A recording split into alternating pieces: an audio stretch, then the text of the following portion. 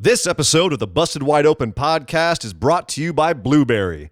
Blueberry offers the best media hosting, accurate listening stats, and their all-new PowerPress Deluxe sites, a no-setup WordPress website for your podcast with all the necessary links to share your show with the world built right in.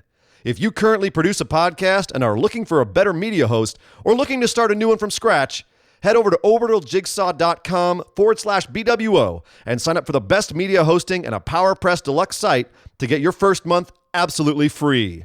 That's orbitaljigsaw.com/BWO, or just use the promo code BWO at checkout for your first month free. And with that said, enjoy the show. This is the IWGP Junior Heavyweight Champion Will Ospreay, and you are listening to Busted Wide Open. Thank you.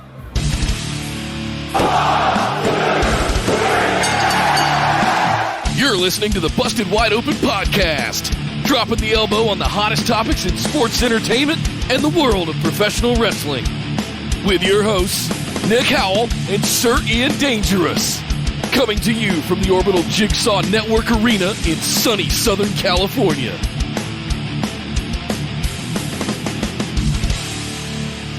Welcome back to the Busted Wide Open podcast, but if this is your first time joining the show, I'd like to welcome you to episode number 187. My name is Nick Howell. And for some reason, all Santa gave me this year was a poorly executed stunner and a pair of middle fingers. I am Sir Ian Dangerous, and welcome back. After our longest hiatus since we started this show, we took off 2 whole days. Nick, we took off 2 days. We're out of our minds. You go away for a week, and people kind of lose their minds, and unsubscribes, and we give up, and all. I lost my mind. I almost lost my mind getting back here. That was the funny part. It's a psycho trip when this happens, because you kind of lose all functionality throughout the week. 'Cause you're like, I don't know what to do with myself with all this free time that I have all of a sudden. Free time.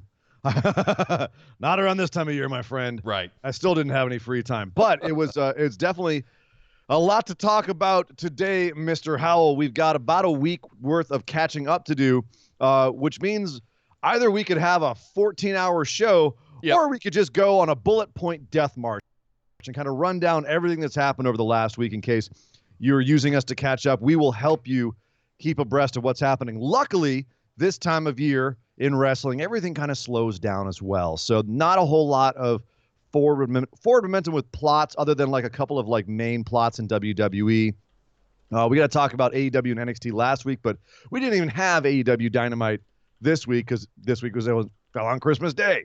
So, and NXT was just cobbled together from bits from other shows. So it's actually not going to be too hard to get through everything. But Nick, we have to get through everything because we're doing our Wrestle Kingdom Pickems on this show, because we're not having a Saturday show this week and Tuesday show this week, because Tuesday is New Year's Eve. We are having a Saturday show, but that Saturday show is going to be the day after the first show of Wrestle Kingdom. So we got to do this now. We got to do Wrestle Kingdom right now on this show, Nick. So that's a lot to get to, which means let's do some house of the show. Indeed. Well, guys, always come over and join us in the Facebook discussion group. Just head to facebook.com, search for Busted Wide Open, and you'll find us there. Like our page and send us a join request, and we'll get you right into the group. At the top of the page, in the announcements, you'll find a link to our Discord server, which is our very budding wrestling community of live chats and interactions, where we have dedicated channels for all of the shows all throughout the week, as well as dedicated channels for individual pay-per-views across all brands and promotions. So definitely get into our Discord community ASAP. That is where all the magic happens behind the scenes while the shows are going on throughout every week. You can also find us over on Twitter and Instagram at BWO Podcast, streaming live right here on YouTube every Tuesday at 8 p.m. Eastern and every Saturday at 3 p.m. Eastern. That's youtube.com/BustedWideOpen. Make sure you subscribe to the channel. We're on that final march to 1,000 subscribers, about halfway there right now. As soon as we get there, some cool things unlock, which is really why we need your support and help getting to that point. So thank you very much for that. Make sure you also jingle that little notification bell so that you get alerted anytime we go live, so you can be here in the chat with us. or anytime we put up new videos, so you can like and comment on those as they go live. Last but certainly not least, thank you very much to all of our patrons. You are the fuel that runs this machine, this amazing Busted Wide Open podcast that we all love and enjoy. Thank you guys so much for your support every single month. And as we chart into a brand new decade, we are definitely looking to ramp that up even more. Hoping to get some new exclusives out there for you guys in the next few months. But we're definitely going to invest back into you for all of that. So thank you very much to all of our patrons for all of your support throughout the year and throughout the entirety of the show. Ian, I had one fun story that I wanted to share with before we jumped into this. You mentioned no show on AEW this week, and part of me moving the studio into a brand new place was going back to cord cutter life. We were forced into having Spectrum cable because it was built into our lease in the last place. So going back to cord cutter life, there was a bit of a scramble because how do I watch AEW and NXT? Because it's live now. It doesn't just show up on the network. So I've decided that I'm going to demo each of the different live services. So Hulu Live and YouTube Live and Sling and all of the ones that are out there, right? So I got Hulu Live is really cool with the no ads and everything. It ends up being about $60 a month. And you get all the cable channels and your locals, and you get 60 hours of cloud DVR on top of that. So no, we are not being sponsored by Hulu. I just wanted to share my experience. I got really mad because the first time I went to use the cloud DVR in Hulu, it didn't record AEW Dynamite. And I was like, son of a bitch, this stupid strip. They didn't have an episode Wednesday night, guys. That's the punchline. Right, yeah. So I was stomping around, tantruming. God damn, Hulu, you didn't record my AEWs. And they just didn't have an episode. And it wasn't the episode. It works great. It's fantastic. I've heard good things about the YouTube you don't work thing. Great. Right, exactly. I was broken because I didn't know what to do because we hadn't been talking about wrestling for a week straight. Right. Oh, so Hulu Live's awesome. If you guys are looking you. for an alternative to cable, I get two. It's a very Apple-like kind of experience, very smooth interface, all that kind of stuff. So if you're looking for something there, and you get all your wrestling channels such as TNT, USA, all that stuff is covered. So 2 thumbs up. I use a smorgasbord of a bunch of stuff. Yep. So yeah, everyone to each their own. How was your holiday break aside from that, Nick? A quick moment for us here. What did you get up to? I got some really cool presents. My favorite one that I got was part of any move is usually a massive clean out. So I'm a huge t-shirt guy. I have millions of t-shirts, it feels like, literally. So normally when we move, we go through a clean out. Well, Esther snuck around and took the bag. Instead of taking it to Goodwill, she took and had a quilt made out of all of the fronts and backs of some of my favorite T-shirts. So I now have that up there. It was awesome. It was one of the more thoughtful, cool kind of gifts that I've ever gotten. But yeah, most of it was we just moved, guys. We moved into a very large house, and it requires a lot of maintenance, setup, cabling, all of that stuff, and that's just been my last week so far. How about yourself, Surrey Dangerous? What did you do for the last week? I saw your quilt on Facebook. It's pretty darn cool. I went up to the folks' house, and there's like a million little rugrats up there now. Like literally, you can't walk without running into small children. And I actually at one point got tackled to the ground and beaten senseless, and I'm still actually sore from the experience. There was a bit of inebriation going on up there, but the lovely lady in my life got me a Switch. Ooh, so, a Nintendo Switch, or a light one and Switch? The same. We're no, the Nintendo version, which is awesome. I just don't know when the heck I'm gonna have a chance to play it or have time to really play it on the regular. But it's awesome, and I can't wait to really dive into it. But yeah, it was good times. The only downside was getting home last night took a little longer than we had expected because snow in the mountains. But in California, of all great places. Overall. In California, it's been cold as balls out here. That doesn't make any sense. Like my testicles have been receding up into my abdominal region out here. It's ruthless. But enough about the danglies between my thighs. Let's head on over and talk about the big news.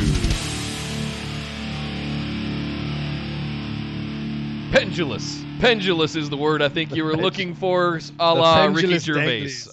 Yes. Well, in the big news this week, we had, it's happened a couple of times over the last few years. Every now and then, WWE will pull one out of the bag on us, such as a la AJ Styles. I think last year, in 2018, won the U.S. Championship from, I believe it was Kevin Owens. I didn't look this up, Correct. so I believe that's what it was. We had it You are happen correct. again at another Madison Square Garden show the day after Christmas.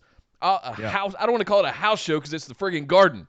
You know, It's a hometown show. It's their home base show, but it is a house. I mean, here's the thing. It's a house show, but it's their number one house show. And they do want to show some love to MSG because that's their home base. And it's become kind of less and less of just WWE's home base in recent years with, New Japan and Ring of Honor running a big show there, AAA running a big show there.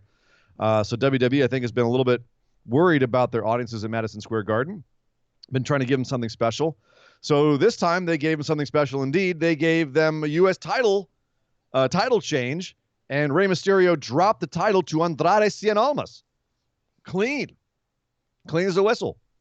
So, wow. Considering that they seemed like they had some plot going on Raw about how that title was on Rey, that seemed strange. hashtag out of nowhere, you know? Indeed. But why do you think they had it change hands like this at this time in this way? I don't know. As you said, they did have some stuff happening around it between him and AJ, but I think that had run its course, and this might have just been some kind of hotshot thing to just put things on track as we head towards the Rumble and then on to WrestleMania. I think there's a reason that they drafted Andrade where they drafted him, and it's just taken way too long to get him strapped and get him relevant. He's been doing a lot of these sort of exhibition matches to show what a dominant powerhouse he was, and they were swerving us a little bit to where they were leading us to believe that him and Zelina Vega were going to have a split. And which you absolutely should not do with what they have. I think they've come back around on that. It's kind of fine now, but yeah, seems to have gone away. I think this was just kind of all right, he's next. And we're seeing a lot of that happen with some of the other championships. We're entering this whole new era, it feels like, of whoever the next contenders and setups and belt wearers are going to be. So we'll see. We're heading into 2020, yeah. So here's the thing. I'm definitely a fan of it in theory. I love that they put some gold on Andrade finally. I question the timing because I feel like he's a guy who you could anoint. And you probably should anoint because a lot of the fan base, I think, appreciates him but isn't really sold on him yet, or they need to be given a story as to why Andrade's rise. Having it just happen spontaneously, like, oh, he's got a belt now, that's not going to get him over, for lack of a better phrase, right, in the way that they, I think, want to, in the way that he arguably deserves. And I know that Rey has been, he's there definitely to put over his dudes. And Andrade is for sure one of his dudes if you look at the matches that they've had over the last year or so, ever since Rey came back. And it's one of those things where I'm like, okay, this definitely feels like Rey's trying to, push Andrade here. He's trying to get him over. But hopefully they do something with this and make a story out of this on this week's Raw. That's what I want to see. Me too. I want to see their fallout from this. Otherwise, I'm going to be sitting there going, why did you? At least with the Kevin Owens, AJ Styles one, or was it AJ beating Jinder in London, right, or in England? Those I felt like, okay, I kind of get why you did it. The Kevin Owens one was they had a screwy finish and they wanted to right that wrong. They needed to get it off Jinder, and that really popped the crowd like before Survivor Series. All right, cool, get it.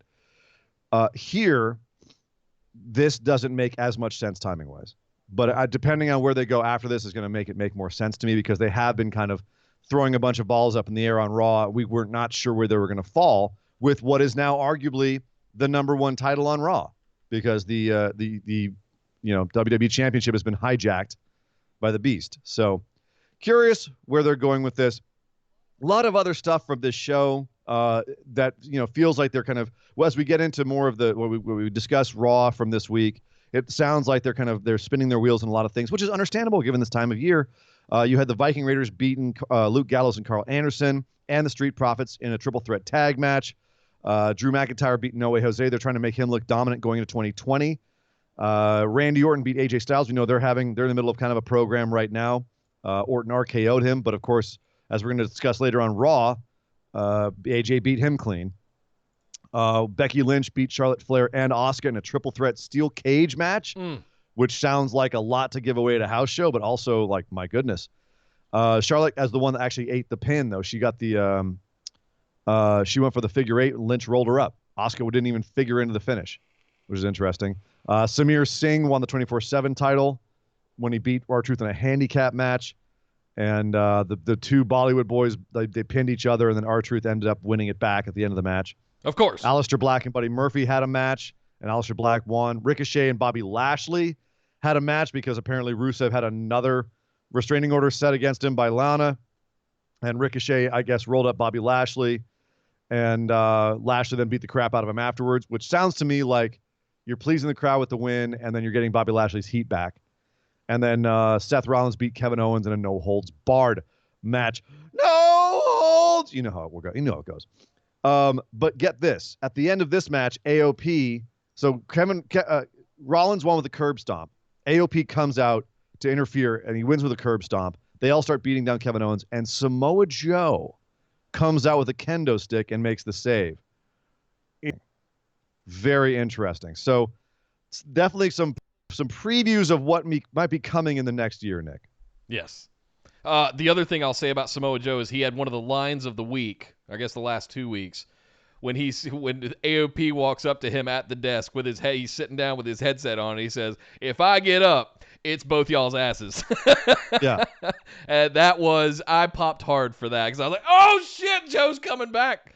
But no, we'll get to that. Didn't work out. We will get to that, Nick. We have to discuss that when we get to that episode of Raw. But first, Nick, let's head over and talk about AEW. Oh goodness, AEW. This was the episode a little over a week ago, right? Yeah. Yes. So it was the Jungle Boy is going to get a title shot, but it's not a title shot, but he's going to face the champion because he rolled him up.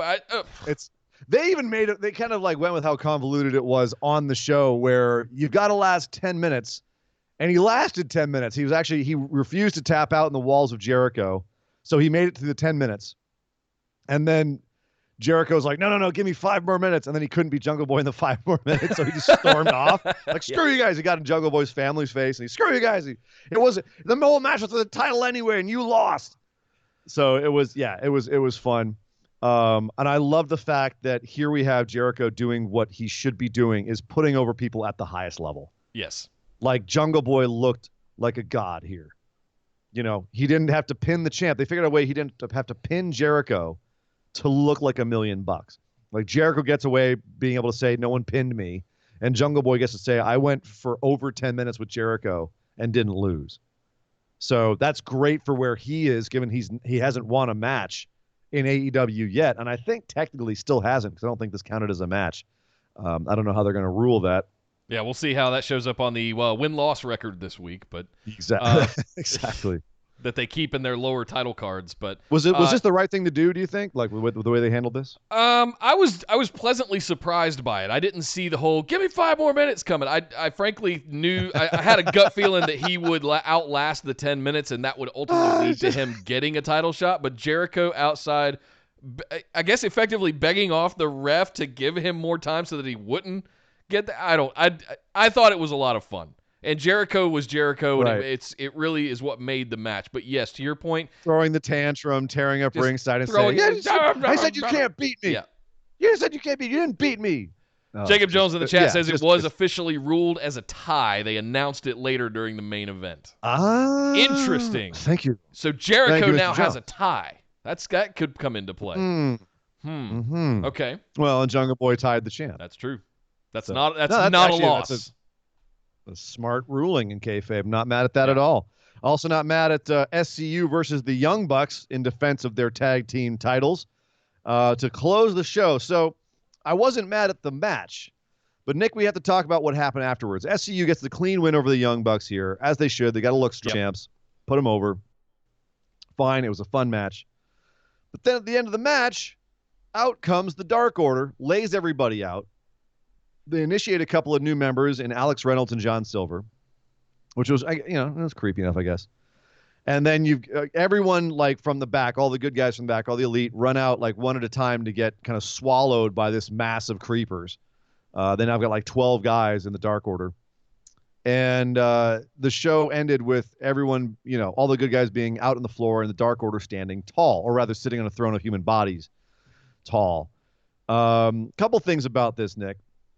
One, how do you think this was executed on TV? And two, do you have anything that did the reveal that some of the brawl was really poorly choreographed? Like there's been some footage on the internet revealed of one of the Dark Order guys just wildly missing Dustin Reynolds on the ground with his punches, like just horrific. And I mean, everybody from Randy Orton to Dustin Rhodes himself weighed in and just buried the guy.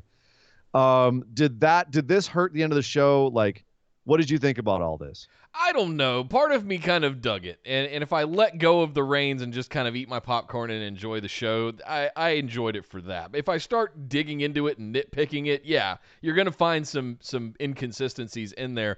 I like that they've been doing these video vignettes showing Alex Reynolds in his hotel room, showing the initiations in the woods and all of that kind of stuff going on to build up to this kind of thing where Evil Uno came out and said, here we are. And I think that's how they should have done it in the first place. And I think we've said that a few times. Yep. Meaning, initially they just came out. Like, yeah, most people had no idea who Evil Uno was. And so to come out like this, rather than building up to it the way they did, had they done it this way initially, it would have been fantastic. But I think we're a little numb to it now because we've seen too much. I like the idea that putting on the mask, I feel like I've said this before too, putting on the mask turns you into a minion, a creeper. And somehow that could control you, or Evil Uno now has control over you. Build into the lore of that. Build more fantasy around that kind of stuff, because that could come into play in some weird, crazy, fantastical ways. Like indoctrination or whatever. Yeah. No, you hit the nail right on the head, I think, that if we were going to nitpick this, and frankly, I kind of think we should, because one of the reasons why it didn't connect with a lot of people, and I have been seeing a lot of people not connecting with this, one of the reasons is that you introduced Dark Order as being a group of guys, like when the first time they popped up at, I believe it was Double or Nothing. Yeah.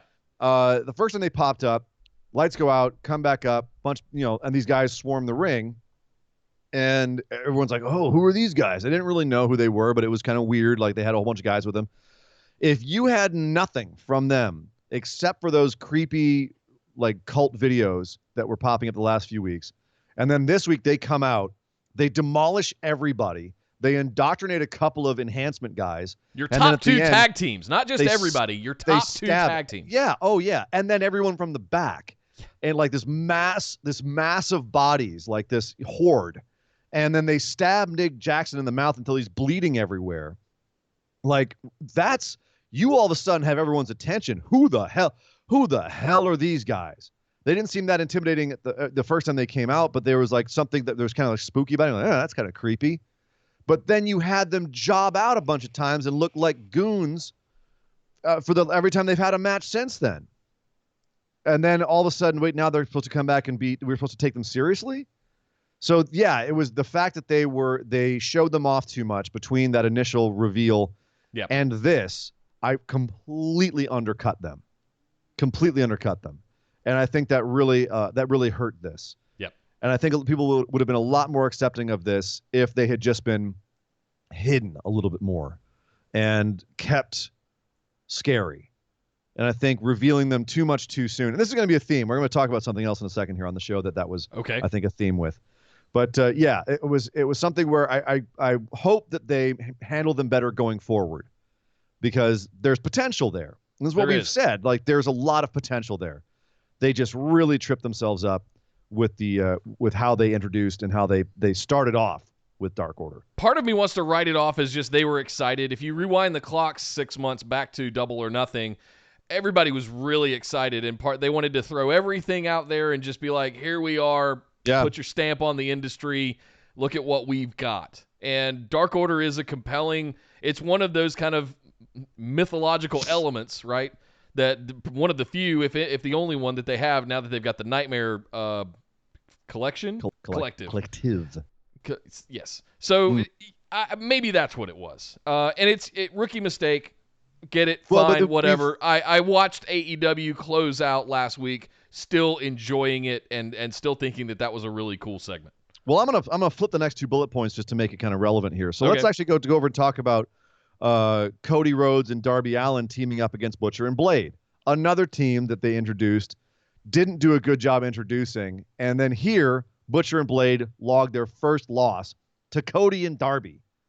And so right off the bat, we like all of a sudden all that mystique, all of that menace is kind of gone from them. We're not as scared of them. And that's a team that visually you could have made really intimidating. And I think that there is a certain amount of arrogance in thinking that, hey, we're going to bring out these people and their simple presence is enough to get over with the crowd. It's not. These aren't household names. Even the crowd that goes to AEW, as savvy as they may be, don't know some of these guys. And just because they come out, they're not going to immediately pop, be like, oh my God, I can't believe it. It's Evil Uno and Player 2. Stu Grayson. Awesome. It's Butcher and Blade. That's so cool. I can't believe I'm seeing these guys. They're not. You've got to debut them in a way that tells the crowd who they are, make them exciting, and otherwise the crowd's going to be chanting, who are you? Who are you? At them, as they did with Butcher and Blade. When the Shield debuted at Survivor Series years and years ago, they came in and basically ran roughshod. They didn't have too many matches, but what they were known for was coming in and interrupting, coming down through the crowd, tearing people apart, and just interfering, right? Mm-hmm. And they were the enforcers of WWE. That's the hopes that I had for Sanity, when it was that they would just show up out of nowhere, start beating people up. Why not have them do that? Why throw them directly into a match with 2 of your most over baby faces and have them lose? You've just completely ruined everything that you spent all this time and money on by not letting them just run roughshod for a minute. They're not unsalvageable. Obviously, there's a lot that they can still do with them. It's just a step in the wrong direction. Yeah. And the same with Dark Order, where having them lose in the tag team tournament, having them look like goons for the first couple of matches they had, really undercut them. This really undercuts Butcher and Blade. It was a fun match. I liked seeing Darby and Cody work together. I like the fact that Darby's like, I still want you and I still want to beat you. But this was, I think, a step in the wrong direction for Butcher and Blade, where you could have had a really interesting, fun, dominant tag team in a division that is full of really great talent. Now we all think less of them. And Allie by proxy, right? I think what they're doing with her is fantastic. Having her be a valet for these 2 monsters it's fantastic. It's a good look. It's a good setup the way that they have there. But having them lose like this was not a good call. Lucha Brothers beating Kenny Omega and Adam Page, however, was the right call, especially with some more miscommunication between Omega and Page, and then Pac showing up on the monitor beating the crap out of Michael Nakazawa, and Omega running back for the save, and him and Page getting mugged backstage as well. This is all interesting stuff. I like what they're doing with all of these guys, this part of the card. Like, what's going on with Hangman Page? People keep getting in Kenny Omega's head. Pac is a bastard. The Lucha Brothers are actually really evil. Like, keep that up. All of that. This was all good stuff. Like you said, it's maybe some of it's rookie mistakes. Maybe it's finding their footing. There's really good stuff going on in AEW. They're doing their best. They're finding their way. So yeah, and a lot of people are comparing it directly to NXT because they're going to head-to-head, and that's what Vince wanted, is, head-to-head. Everyone's going to compare them. And it's tough because NXT has had a long time to figure their ish out.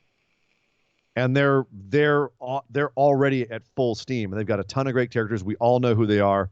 They're so far beyond where AEW is in terms of their story, but that's because they've had such a long head start.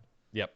And we've got to be patient with AEW. They put out enough good stuff on their show that we can't look at something like the Dark Order finish or what's going on with like the Nightmare Collective with Brandy, or the women's division or anything like that and go, it's all crap. They're screwed. They're going to hell. Oh God, this AEW, I've given up on it. Come on. It's too early. We give them some time, let them figure it out. There's a lot of talent, a lot of smart people there. They're putting enough good stuff out that it's worth continuing to invest in my opinion. The last thing I'll say about AEW is that it's almost becoming a prerequisite that you have to watch the YouTube content as well. You have to watch AEW Dark, and you have to watch the Being the Elite stuff that that the Young Bucks are doing, because they had a couple of episodes over the last couple of weeks with Kenny Omega, and where he's calling out Adam Page is not dependable. Just things like that dropping little hints at you like that. So as much as WWE superstars have transcended into social media, and we look at them like that, and they're extending kayfabe into social media, So aren't AEW guys. So you got to make sure that we're paying attention to what's going on YouTube with their channels. They're putting a lot of time and effort into it, as they have for the last few years.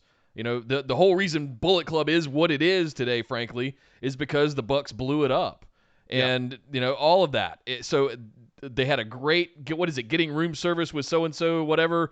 If you want to hear some of that stuff, you can hear the transition from New Japan to AEW and how all of that came to be this week with Kenny Omega and the Bucks. So my point is, make sure you're consuming the YouTube content as well, because it's as important to me as Dynamite is. If you're Is just that how it should be, though, or should they have it all be contained on the show? Like, hey, you know, we know this from YouTube. Like, they need to be pushing the YouTube content more, in my opinion, where they say, well, as we saw this week on Being the Elite, this happened. Like, that's one thing. So someone who's, I think, a fantastic commentator and a great at distilling a lot of information that's happening in a lot of different places into whatever match you're watching at the current time is Kevin Kelly over in New Japan. Yep.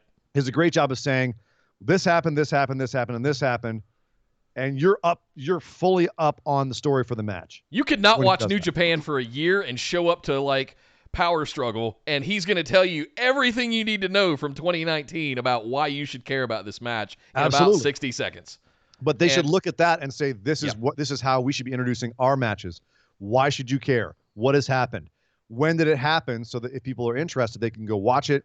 And in the future, they're going to want to keep up on. So if like, okay, well, I want to know these story things. What should I watch? Oh, the YouTube channel? Great. I'll start watching that. Whatever it is, there needs to be more of that in AEW, in my opinion. Agreed. Completely. Finally, I mentioned Brandy. You mentioned Brandy. Awesome Kong had her match. She destroyed Miranda Alizé and took her hair. And then Chris Statlander had her #1 contendership match against Britt Baker. She beat Britt Baker straight up, which I think is the right decision. Yes. And then Brandy came out to try and tempt Statlander to join her in the Nightmare Collective and bring the alien home. And Chris said no, so she ate a shoe to the eye. A high heel shoe to the eye for her troubles. Ow. She didn't give her a boop. She gave her a You didn't say the magic word. And yeah, that was Brandy's segment. Do you think that Brandy should be involved with this? With all, like, is this the right place to have Brandy and her little whatever? Like, how do you feel about the Nightmare Collective and like the whole Brandy gimmick right now? I think on the last show I was like, I'm intrigued, skeptically optimistic. I want to see where it goes. I like stuff like this. I like factions that are dramatic and tell stories and have meaning. Don't they already have this though? Don't they already have this? Well, I mean, what are you referring to? I mean, this is basically a female Dark Order. I think it's different. With shaved heads instead of masks. I think it's different. It's pretty similar. It's not. I mean, it's got some different tropes around it. Is it cult-like? Does it have different tropes? Are there different like prereqs to be a part of it? Yeah, sure. But there's nothing else you could have done. I mean, Brandy's to me, I'm just saying, you wanted to play like a cool, sexy cult leader thing, Brandy. All right, great. You already have a cult. Figure something else to do. Yeah. Like, you want to play like cool, sexy, creepy, dark lady, fine. But figure out something that's going to. I mean, they've got to do more to separate them from Dark Order, in terms of their presentation. Yeah. And I'm not a huge fan of. I don't know. Something's just off to me about Brandy, where she is in the hierarchy of things. I think there's something off about the whole women's division, and Kenny kind of went into that episode I referred to. Kenny said, right. I wanted to show the world the side of women's wrestling that the U.S. especially has not seen yet, referring to Joshi Wrestling and Riho and Emi Sakura and all of those ladies. But I think it's a bigger picture problem with just the women's division. We're so ingrained with what we've been given for the last 5 years with the women's evolution, revolution, like page forward. It's just, that's what we kind of expect it to be. And I want to be a little bit more open-minded. I want to let them kind of just develop something maybe new and different, but it's got to start kicking it into gear pretty quickly because I'm starting to lose interest. Chris Statlander was a big sign. And that really got me interested again, but I don't know. The Brandy and Awesome Kong thing, the Nightmare Collective thing, to me is another part of that. Just, I don't really know what to think about it. I want to let them play out. That's all. I feel like, and it was with Statlander going for the title in 2 weeks because she had to push it back because of prior commitments, which we'll get into that in the news section. She now gets her shot on the 8th. And does Brandy play into that, or can we just have a straight up title match and she either wins or loses, and then, if there's something with Brandy, does it go on? Because I don't want Brandy suddenly involved with the title picture when she should be, with all this stuff going on, somewhere in the mid card, messing with the mid carders, in my opinion. Yeah. So no, I agree. I don't. I'm happy that she's doing this instead of wrestling. I guess that's what I would say. Because this summer, 4 or 5 months ago, it looked like it was going to be Brandy, Allie, Britt Baker as like your top workers in the women's division. And Brandy was going to be like a Stephanie McMahon kind of character. And so I understand the theory of wanting to make her not that, but I'm still not sold on where she's going with it. I agree. So, I want to see where it goes. Wait and see. Hashtag skeptically optimistic, Nick. That being said, we have lots more to talk about, so let us head on over and talk about 2 weeks worth of NXT.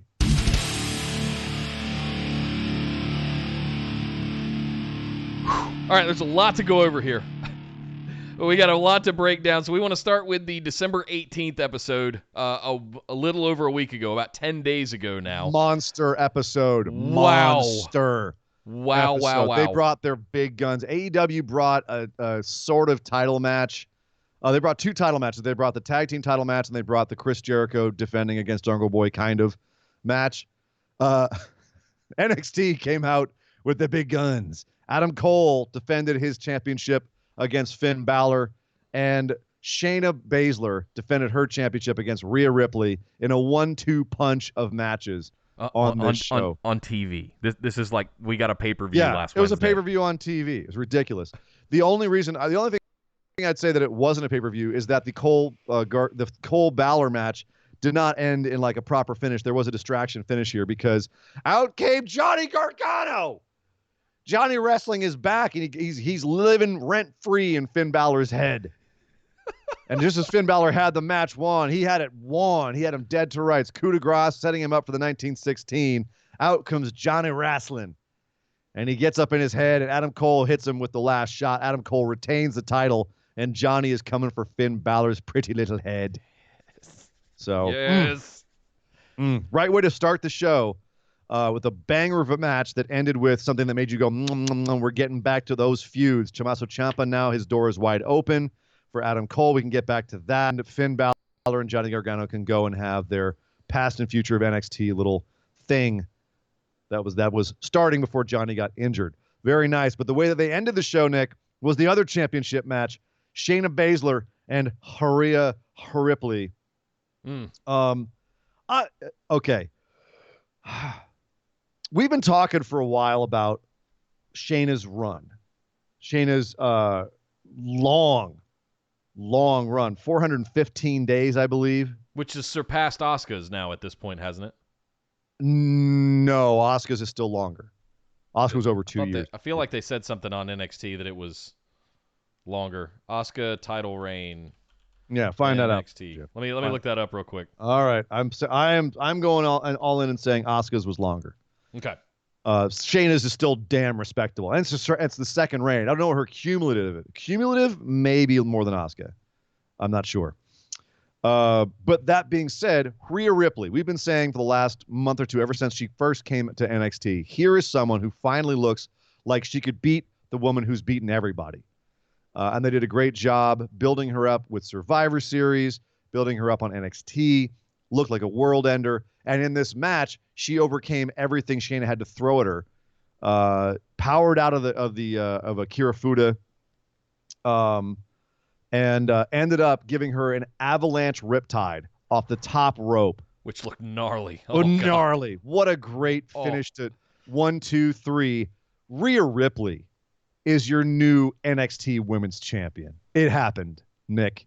It happened, and I thought that this match knocked it out of the goddamn park. If there was one match to watch in the time since we've had our last show, this was that match. I'm ashamed that I don't get to give it an honorable mention or a hat tip from our Busties episode for patrons in December, because I would have. Holy smokes. Yeah.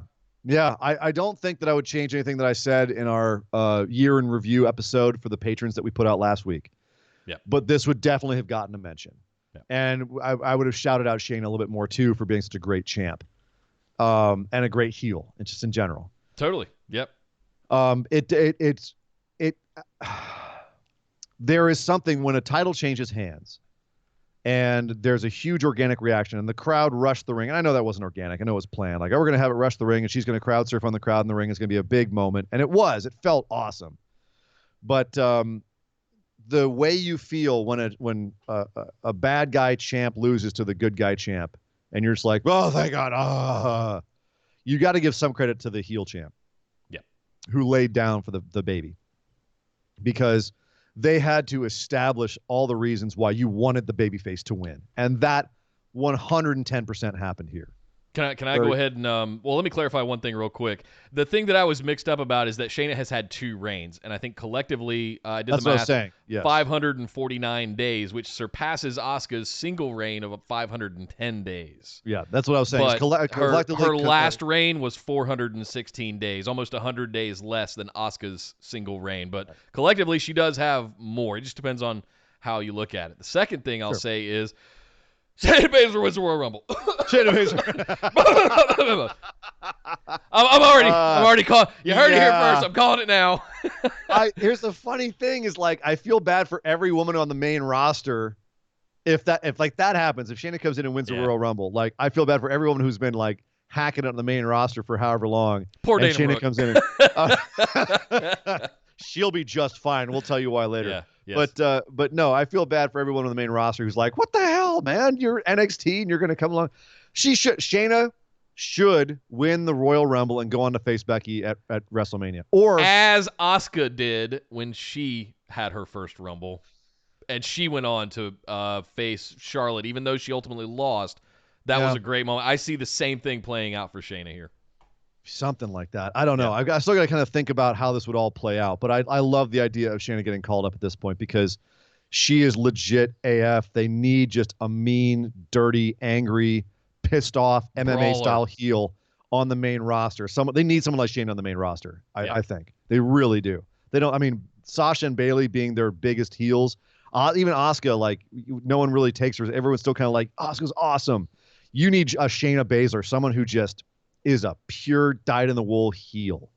She's like a Drew McIntyre as a woman, kind of, just brawler, just mean, has that mean streak in them, I guess is what I'm looking at there. I would actually say, because Drew, I feel, is just waiting to turn baby. Like, he's a fine heel, but he's a really good baby face. Like, he just, to me, strikes that image of, like, just badass, big, cool baby face.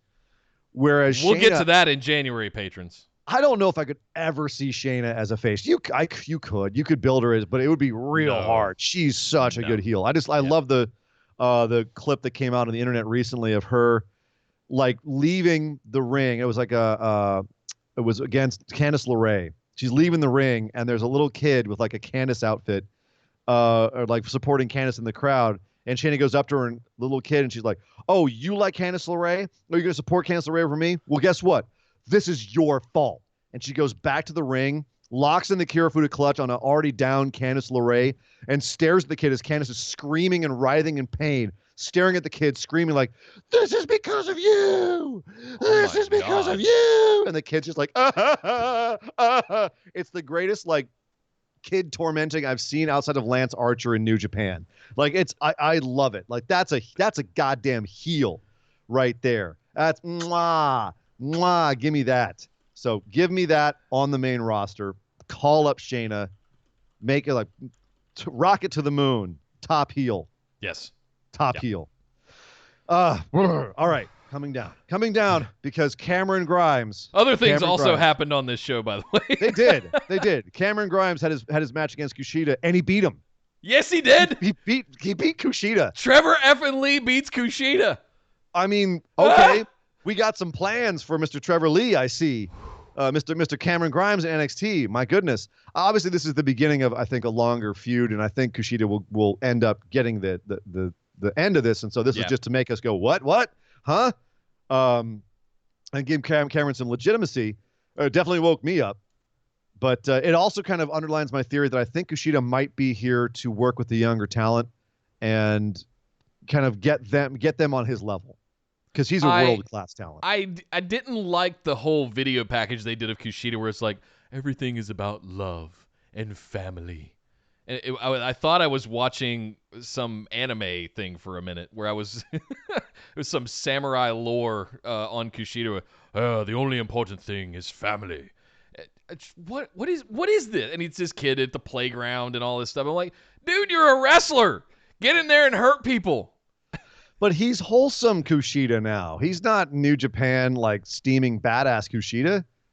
He's like, I'm a wholesome, sweet guy. Yeah. Look, I dress like Marty McFly. Hi. Yeah.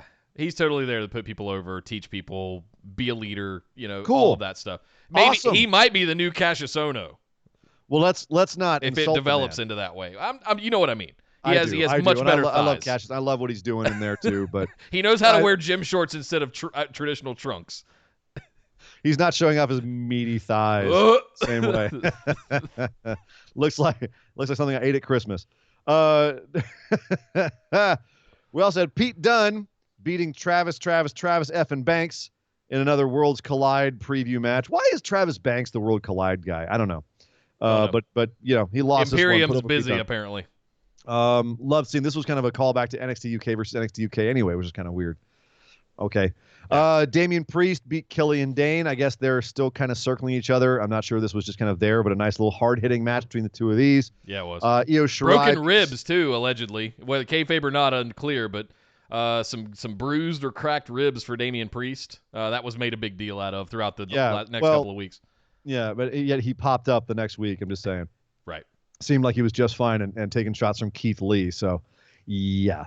Do with that what you will. Io Shirai beat Santana Garrett. Dakota Kai cut a promo where she said she got 8 staples in her head thanks to Mia Yim, but that she's going to get the belt no matter what.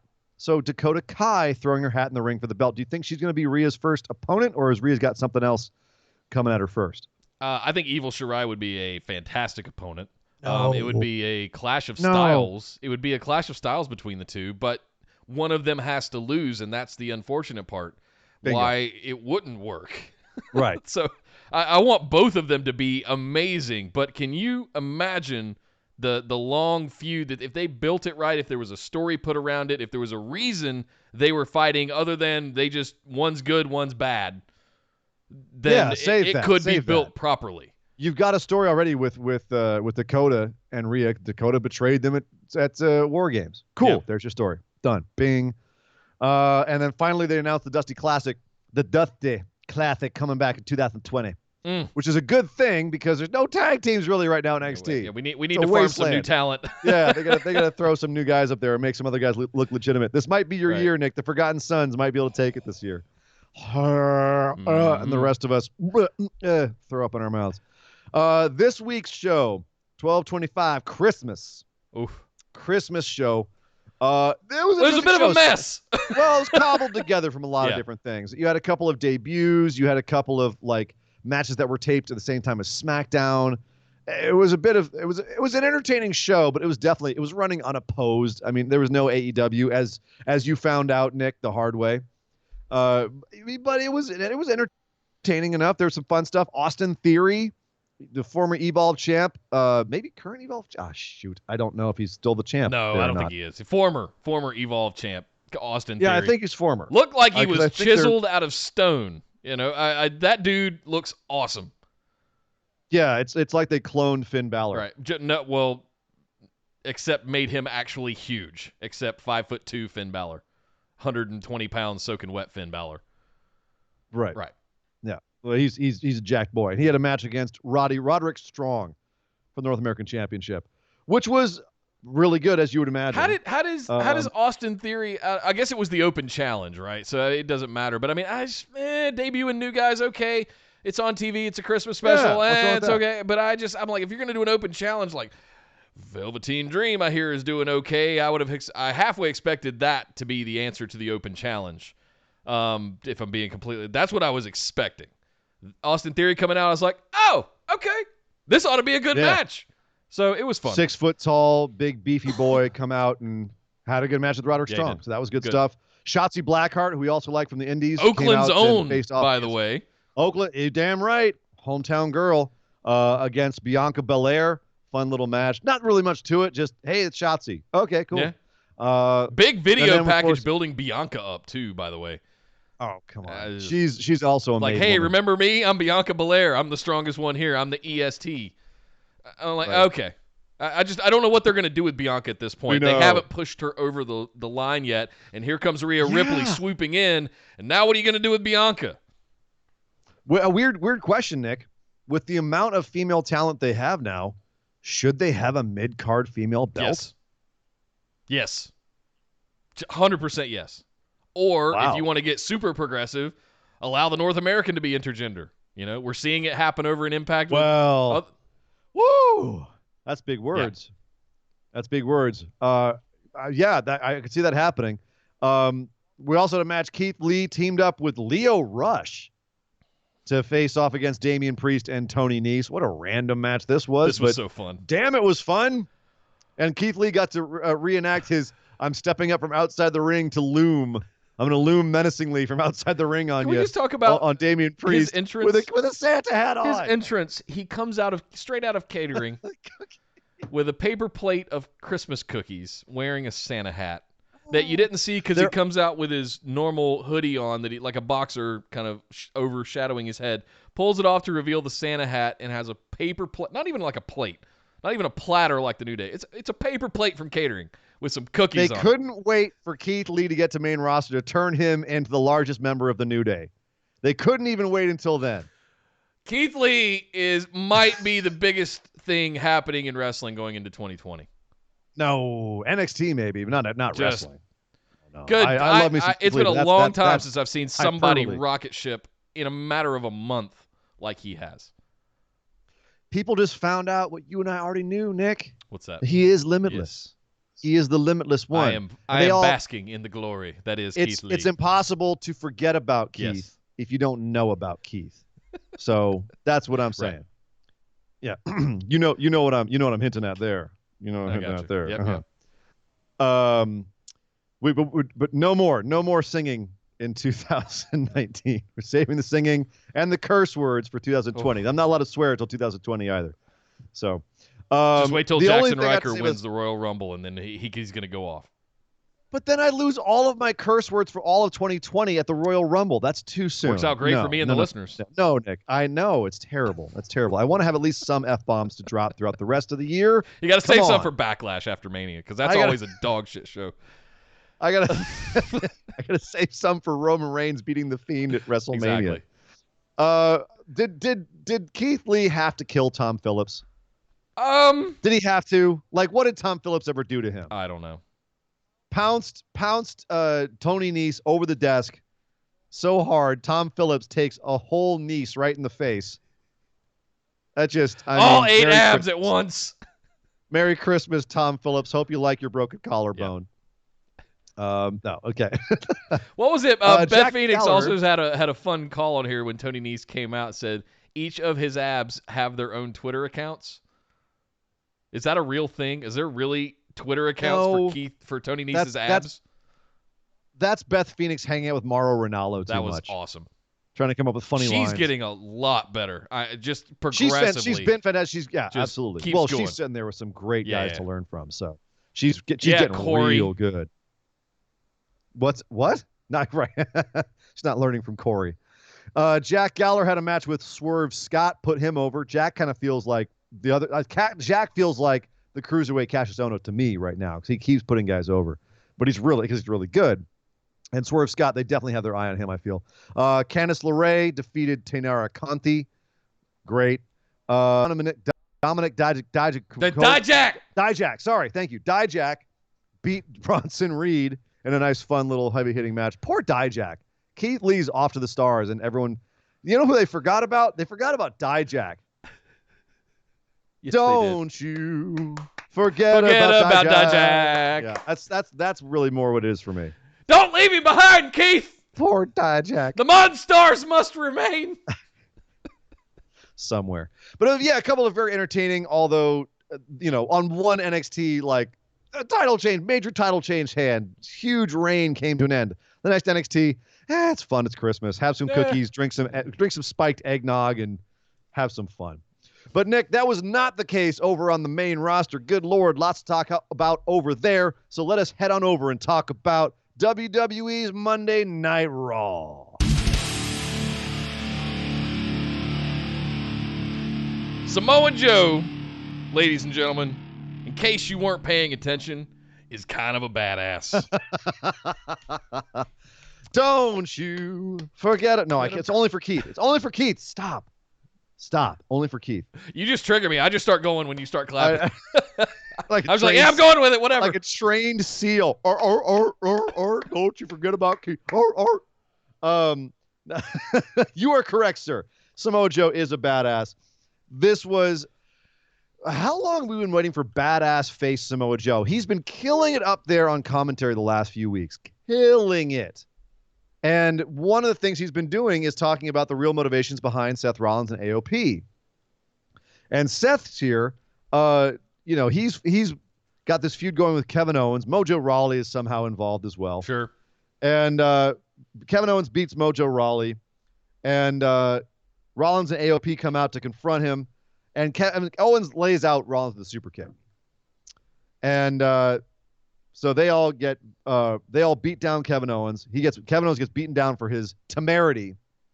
And then on the way out, Samoa Joe's just screaming about how evil and the AOP and Seth Rollins are. So later on, you've got Rey Mysterio defending the U.S. title against Seth Rollins. And after the match, of course, AOP comes out, interferes, causes the DQ.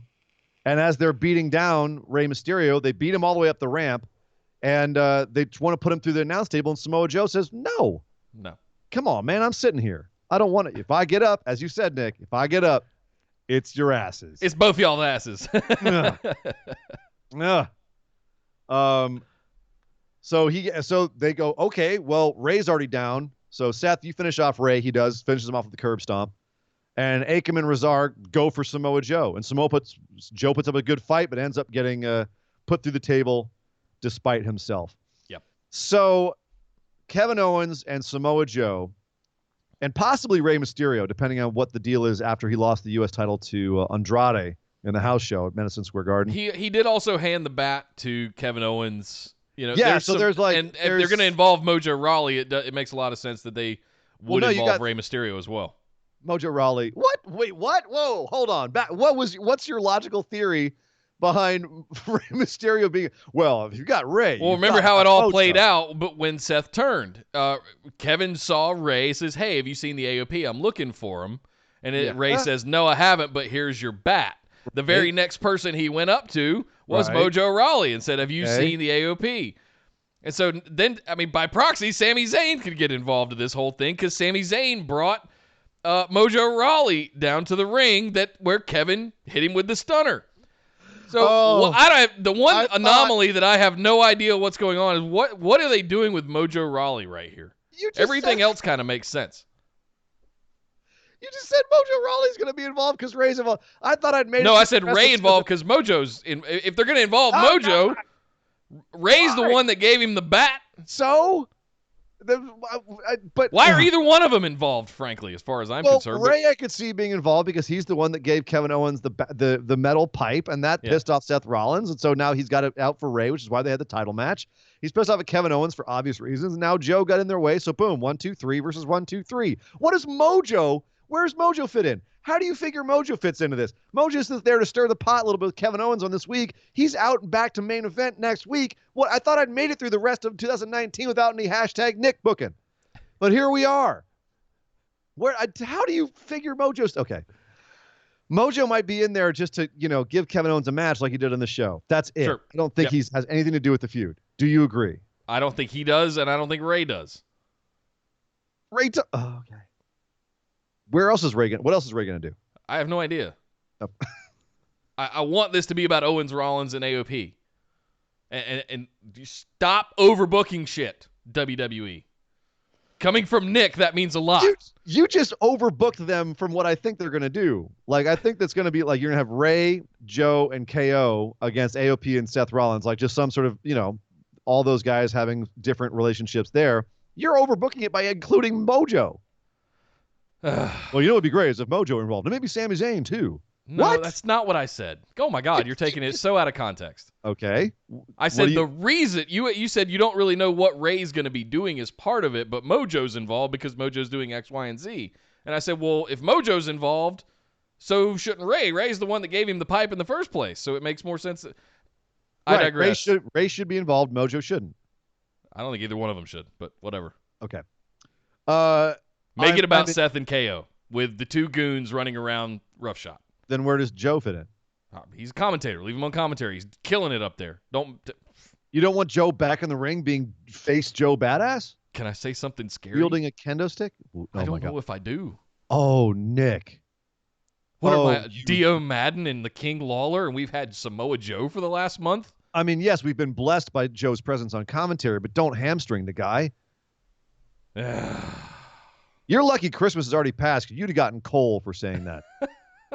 You naughty boy. Becky came out. She says she wants Asuka one-on-one. Asuka came out and said cool, and Becky told her she's going to kill her in Japanese. Good stuff. Yes. Loving that. Becky, Asuka one-on-one a year after Becky's singles loss to Asuka at Royal Rumble. All right, so she's going to get her win back a year later. I'm all right with that. Yeah. Been calling it for a while. The OC beat Randy Orton, and the Viking Raiders, the Viking War Machine Experience. But Randy had an excuse. He had a bum knee. We talked about this earlier. Also getting his win back for or pre-getting his win for the house show. Bobby Lashley had a match with Cedric Alexander, beat the crap out of him. And they announced that we're going to have a Lana and Lashley wedding this week on Raw. Oh, good. Wedding segments, Nick. We're back to this. Yeah, because those have worked out so well. Hey, you love the test wedding. Don't you try to act like you don't. Don't you? Test and Stephanie McMahon. You love that segment. I actually loved the part where Triple H stole Stephanie, but the whole thing, the whole build up to the thing was so much. There was no betrayal there until Triple H did his thing. This is all built on a betrayal. This is all built on a cheating angle. It's still a stupid. It's still stupid, right? Hurts. So, it hurts. I don't know. Do I give a shit about it at all? No. No. Somehow it's the highest rated YouTube video coming out of WWE the last month. God. How? Stop it. And here's the thing. I know some people do enjoy this. And you know what? Fine. If you enjoy this is your thing, cool. It is WWE's here to give you a smorgasbord, a little bit for everybody. Some things you're not going to like. There's people out there who probably don't like the technical chain wrestling that we like. You know what I mean? Fair. Fine. This is what you want in your WWE. You got it. You got a little bit of this, a little bit of that. Here's your Lana and Lashley. We're having a wedding segment. There you go. Okay. Rusev also had a match with No Way Jose. Machka kicked him to hell. And then he had an interview where he said, I'm happy for Lana and Lashley. Let them do what they want to do, but I'm still going to beat the crap out of Lashley at Royal Rumble. Okay. Logic. Hashtag WWE logic. But Drew McIntyre, as we said earlier, they're trying to build him strong into 2020. He killed both Zack Ryder and Kurt Hawkins and then said 2020 is going to be his year. I agree with him. I hope he's right. Yeah. I really hope he's right. Strap that man. Strap him. Strap that beautiful Scottish man. Ricochet had a match where he beat Tony Nese. It happened. Charlotte Flair defeated Chelsea Green. All right. Hasn't even debuted in NXT yet, kind of like the week before. They were in New York. Good point. Zack Ryder and Chelsea in New York. Ding, ding, ding, ding. Yep. So, yeah, Charlotte Flair defeated Chelsea Green. It happened. There was a cute little Christmas segment. The Christmas segment was the 24/7 championship. Not surprising. Kira Tozawa, he beat R-Truth in the streets of Manhattan. Beat him on the streets and then later lost the title to Santa Claus because, of course, Akira Tozawa laid down for Santa Claus. And then R-Truth, in the spirit of Christmas, beat Santa Claus himself, beat Saint Nick to get his title back. My gut shot reaction to this is, oh, geez. However, this is exactly what we wanted it to be. This is what you wanted 24/7 championship Santa Claus. It was Santa a 24/7 Of course he was. That was awesome. I liked this. I was fine with this. I know it's hard. It just makes your gut churn. It's my wrestling. But remember, when we had the 24/7 debut this summer, we jokingly said, make this as ridiculous as possible. Yeah. We talked about the guy having a pencil laying on his chest, and a ref counted the pencil down. Yes. Pencil was the champion. Him pinning Jinder Mahal on the flight while he was sleeping without waking him up somehow. Yes, it doesn't get any more ridiculous than Santa Claus. So if you want to have Santa be the championship, or the champion, I'm fine with that. And Truth is the perfect guy for this. I mean, the whole setup was that he was wandering the streets of Manhattan because he was supposed to light the Dwayne "The Rock" Johnson Christmas tree, and he's got an invitation for it. And people, you look at the invitation, it's just all in Japanese because it was written by Tozawa to try and trick him to come out. Just like that's good stuff. That's funny stuff. It's dumb, but it's funny stuff, and it's the kind of dumb I can get behind. Yeah. So fun Christmassy stuff with the 24/7 championship. And then you have a little bit of like a back and forth. Buddy Murphy and Aleister Black both had enhancement matches. They're watching each other. They're going to have a rematch next week on Raw. So they're still circling each other. They're trying to get some sort of heat behind this, trying to get some sort of audience engagement here.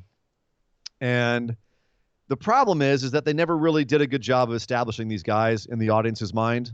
So they don't care who they are yet. You're referring to Buddy Murphy and Aleister Black. Buddy Murphy, Aleister Black. They Okay. haven't done a good job of establishing who they are. Aleister Black is the sit in a dark room and ask for someone to knock on his door and pick a fight with me, which sounds kind of like Jack Palance in the Jack Nicholson Batman movie.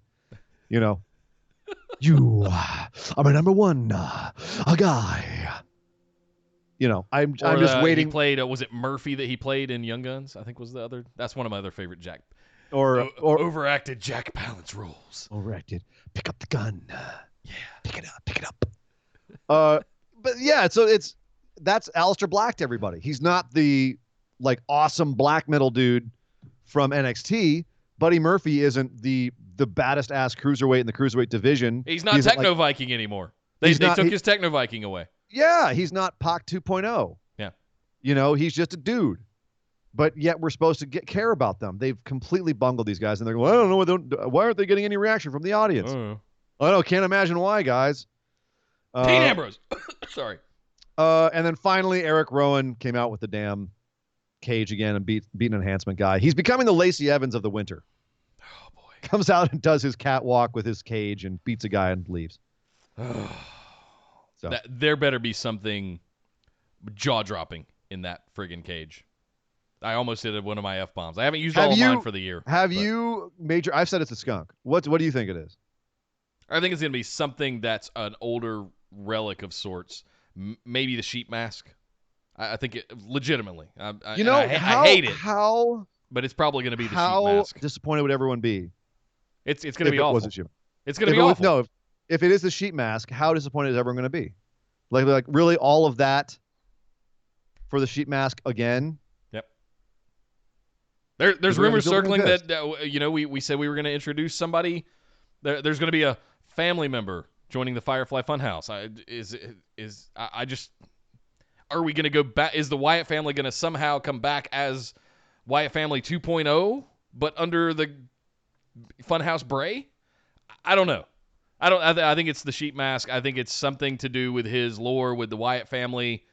It'll be interesting. I'm genuinely intrigued to see what it is. The curiosity is sparked, but it's gonna suck.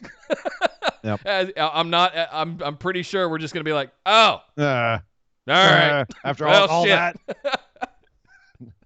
that, all that, and it's a fingernail clipper. Man, that sucks. See, that would be kind of awesome, though. It just make it like the 24/7 championship. Just do something crazy obscure. Make him look batshit crazy, like he has a pair of fingernail clippers in this cage that he's sweet talking to her. Let's at least talk about something that makes me happy, like the Rowan shirt watch. Rowan shirt watch. He's been very black metal the last couple of weeks. I don't think we got him last week. Is he done with the Viking and power metal at this point? He's moved on to Norwegian black metal? Yeah, he did Abath last week, and then this week he did Gall's Word, which is I hadn't heard of that one. I love me some Gorgoroth, and Gall is the ex-singer of Gorgoroth, and he's also a total freaking legit sociopathic nut job.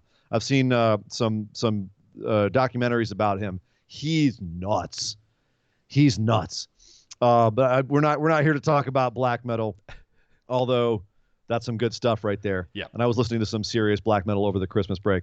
But yes, Rowan Shirtwatch, let's take it out on a high note and head over and talk about Friday Night SmackDown. Are you ready? Are you ready for a good time? Oh, I can't listen to the song anymore. It grates on me, and I hate that because AC/DC just makes me think about getting on a motorcycle in the country and just cruising with your boys. And it's, oh, God, I hate it now. Why? Thick-legged women at the depot drinking beer. Smoking cigarettes, drinking beers with your boys in the motorcycles. That's what randomly playing a bagpipe. Yeah, no, AC/DC is, that song, anymore. I just got it out of my head, Nick. Thanks a lot, buddy. So we had 2 SmackDowns to talk about here, Nick, the 20th and the 27th. Yes. The major storylines are really all this really, like, the major storylines at SmackDown actually had things happen, Nick. I would argue maybe too much happened because you had first on the 20th, you had Daniel Bryan and Miz. They kind of teamed up against Corbin and Ziggler. And so Corbin is somehow injecting himself into Daniel Bryan, the Miz, and their beef with Bray Wyatt. Both of them have a very personal beef with Bray Wyatt. And Corbin's just kind of like, yeah, I'm Baron Corbin. I'm going to get involved. Man. And then the next week, because of everything that went down, we have a number 1 contenders match that Corbin has inserted himself into. So you've got Corbin. This is this week. Corbin is supposed to face Daniel Bryan and The Miz in a triple threat match, open the show. But it never happens because he's freaked out by Roman Reigns. And then he says, I'm not going to be in the match after all. And I'm not going to be in while Roman's here. So Roman gets kicked out, and they go back and forth the whole show until we finally get the damn match, the triple threat, and Daniel Bryan wins it anyway by tapping out The Miz. Was this too convoluted to have all of this nonsense with Roman and Corbin jumping into the title picture here? Was it just too much? Did they need this? This all has a purpose, but I'm going to save it till we talk about both shows. That's both shows. I want to get. That's it. All right. That's it. All right. What am I missing? Daniel Bryan's number 1 contender. He's getting him at the Rumble. He's getting Wyatt at the Rumble. What do you want? What's? I'll get there. Excuse me. Are we gonna get a month of Nick booking in 30 seconds here? Is that what we're gonna get? Okay. 4 months. Brace yourself. We all know inevitably this ends in Reigns being the one to defeat the Fiend at Mania. Why do you think Corbin is involved in this? To get Reigns involved. Corbin being Corbin is the proxy to get Reigns somehow involved into this. Somehow. Now go back. Rewind the clocks. Corbin wins King of the Ring. And we both praised it. We said it was perfect for him. We loved Constable Corbin. And I said, amp it up even more. I want Corbin interfering. Were a little mad. I want him. Fine. But mainly because my guy didn't win the bird.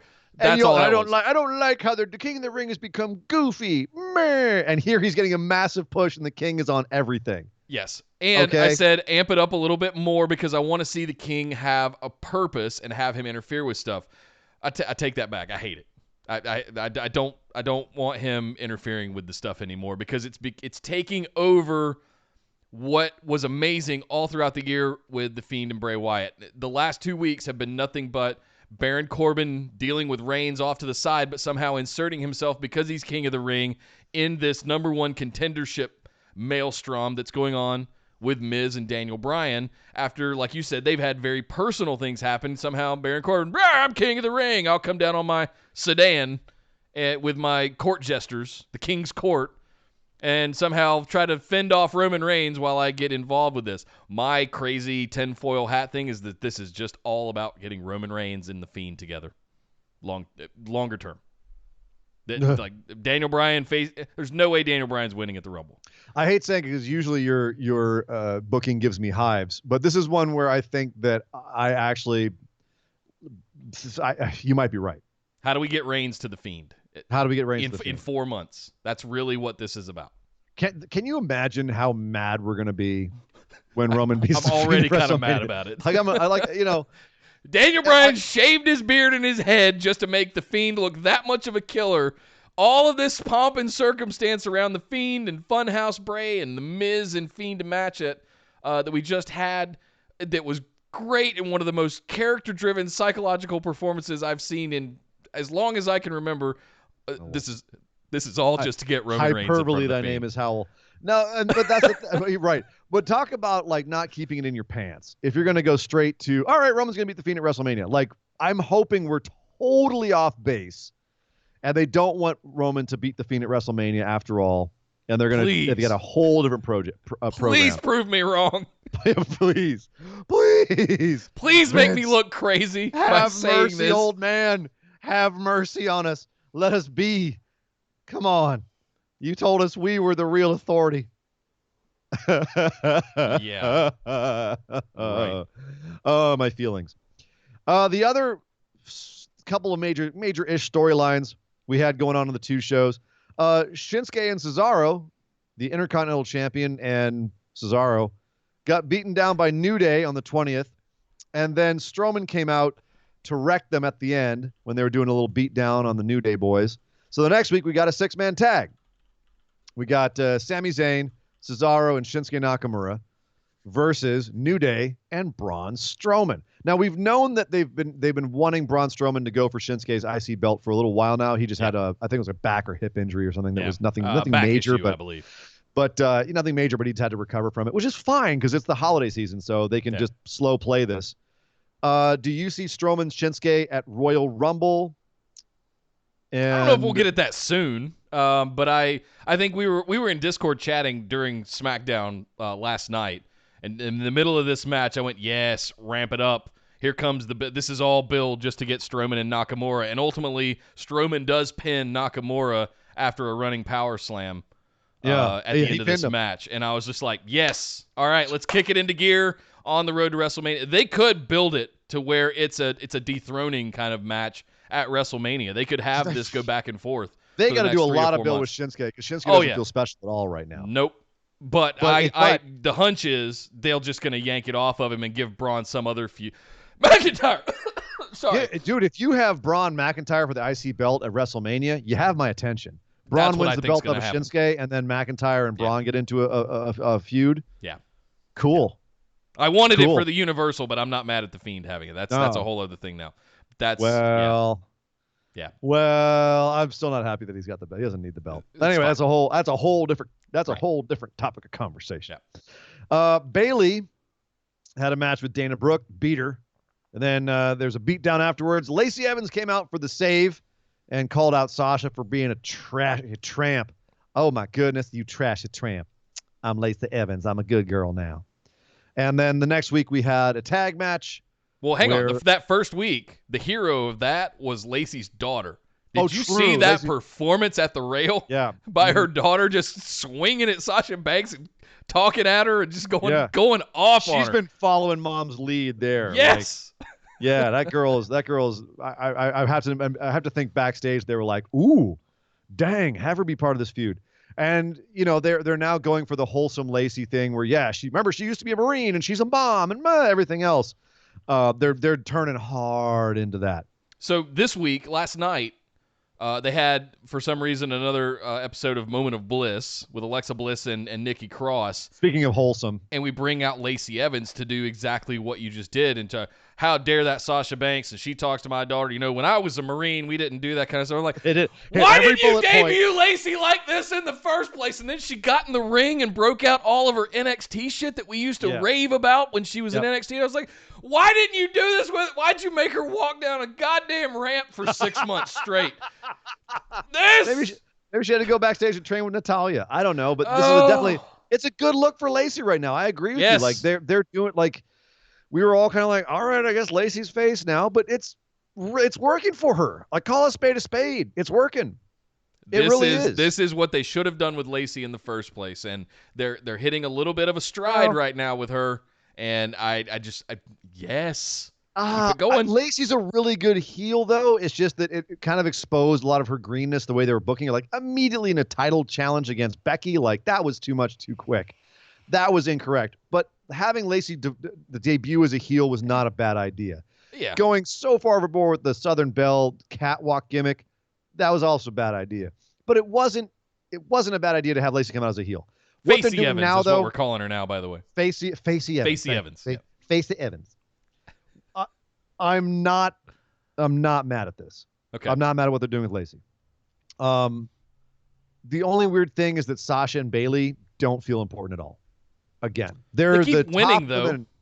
They keep winning, but I mean, I feel like they're kind of running roughshod. I feel like they're back to where they were when they were the tag team champions, which is not a lot, but I mean, they're kind of the top thing going in the women's division. You know, Do you think they feel like they're up there. You know what I think is smart is that you've got Bayley holding the title, but Lacey's looking at Sasha. Like, Lacey's not going for the title right now. She's dealing with Sasha first. That's interesting. But Bayley doesn't have a real contender right now. I think they're going to make Alexa Bliss happen eventually, because she's face and Bayley's heel. That'll just work really well. Yeah. It's inevitable at this point. I think Facey Evans versus Bayley at Rumble for the SmackDown Championship. Maybe. Yeah. Maybe. Anyway, that's all happening right now. We'll see where that goes. Dana Brooke, by the way, got tapped out by Sasha Banks last night. As you said, poor Dana Brooke. She went down 2 weeks in a row. Dana Brooke is one strong promo away from being special. I feel that she looks like $1,000,000. She looks like she just walked off American Gladiator in the 90s. She's just jacked. She's got the moveset. Like American Gladiator. That just hit me. That's actually way too accurate. So, I mean, it just, she just burned. With a name like Diamond. Exactly. Storm. But I think that, I mean, if she could shape up her promo game and not sound so Valley Girl and just talk like she works, holy smokes. I've been looking at her really close the last couple of weeks because she's been pretty irrelevant for a year or two. And I'm seeing some things that are hinting at, and I don't want to say it's because she's been tweeting at Batista, but that seems to be the consensus. That didn't hurt. It doesn't hurt. It gets you some attention, and maybe they're cashing in on that. Yeah. But I mean, look at the work she's putting in the last couple of weeks. I'm intrigued. I think they could do something with her. There's a lot they could do with her, and she's spent the last couple of years. She came up way too green, got pushed too hard. And then she worked her damn ass off the last couple of years to get where she's at now. And I think that they, if she continues to do so, they've got plans for her. She's in the match rolling up Sasha Banks. She's on TV on Friday Night SmackDown on Fox at prime time rolling up Sasha Banks. She didn't roll up. No, she didn't. She got tapped out by Banks. She rolled up Sasha Banks. Sasha Banks kicked out of it, rolled her over into the Banks statement. That's what I'm saying. Yeah. She didn't win. No, she didn't win, but I mean, she's on TV. Yeah. But a lot of their women were on TV this week. We had Carmella last week at a match and beat Sonya Deville, and then this week she beat Mandy Rose. So Carmella back to back beating Fire and Desire. I'm curious where they're going with that. This is the one I'm mad at mostly. Well, which part? The fact that they were doing this, or the whole weird Otis Mandy thing that they're doing backstage? That is amazing. We'll talk about that in just a second. That whole thing is amazing. Carmella beating Fire and Desire back to back. They just can't get. Why can neither one of those two inevitable powerhouses with Sonya's MMA background and Mandy's bodybuilding background, and they've got the whole package? Why are they going out there jobbing out basically to Carmella's super kick? Information we don't have. It's the only thing I can imagine. Is maybe there's something backstage that we don't know. Maybe there's a perception of them that they're not. That Mandy started to get a push, and then for some reason it got stopped, and we don't know why. Yeah. Sonya's never really gotten a push outside of even NXT, and we never know why. Like, we do not know why they're not doing more with these two, who I feel have, like you do, that they have a very marketable gimmicks. And all they need to do is just put them on a winning path and give them something to do. But they don't. Yeah. But it is curious that they are doing something with the whole Mandy Otis thing, which has been kind of like an in-joke meme between the two of them, but just for Otis for a while, that he's obsessed with Mandy. It warms and breaks my heart at the same time. So last week, Heavy Machinery beat the Revival, which is something. And this week, Otis is backstage, like, trying to give Mandy. Last week he gave her a ham. She gave. She gave him a ham. She gave him a ham, and then after his match, she gave him a ham after his match. Right. And she was in this big dress, and he was covered in sweat, and he gave her a big hug, and her whole dress was just drenched in sweat. And she had one of the greatest hashtags. Baked a ham. Yeah. Her mom baked a ham, and she gave him the ham and a kiss, and he gave her a hug, and he was just like, "Rrrr." And Mandy said, #sweat happens. And I thought that was just brilliant, the way she said that. But then we come to this week, last night, and Otis says, my mom baked you one of her famous fruit cakes, and it's healthy because it's got fruit in it. Big fat Otis telling you that it's got fruit cake has fruit. He's not wrong. And it's covered in cake frosting, which is fruit is good for you. Fruit is good for you. All right, it helps you digest all that frosting. It moves it through. It's got fiber. But the brilliant part of this was that thing that all guys have always been through. Like we've got the girl right in front of us, and we just can't pull the trigger and ask her out. And that hit home so hard. Yeah. Oh, it hit so hard right in the feels. And she goes, well, I got a match. I gotta go. Okay, good luck. And it's just that kind of, oh God, my heart breaks for Otis. I love this. I think Otis Dozovich is a goddamn national treasure. And then you've got Ziggler backstage later acting kind of like the asshole jock in an 80s comedy.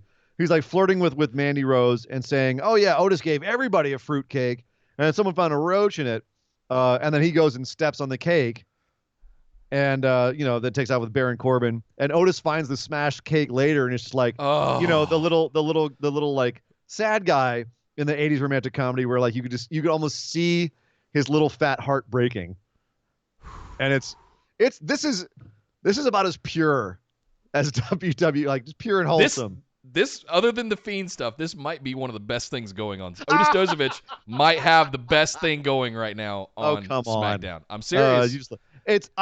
I'm liking it because it is so sweet and pure, which is not something you see a lot in WWE. Like, but they're actually making this kind of sweet and cute, and it's refreshing. It's heartbreaking. It's refreshing. Him walking up and seeing that she had what he thought she had thrown his cake on the floor and stomped on it. Yeah. Oh, poor Otis. Oh, God. Every man's heart broke for Otis last night. I loved it. You can come on, man. Up the YouTube counts on these. No more Lower Lashley and Lana. This is where it's at right here. Yeah, exactly. Little big Otis getting his little heart broken by the cheerleader that he never thinks he can actually get. Right. Mwah. And then finally, we've got a couple of promos from Shanae. Shanae, the Celtic Warrior, wants to save us all of SmackDown. Something. Warrior spirit. Yeah. Sheamus coming back at some point. This is what he's saying.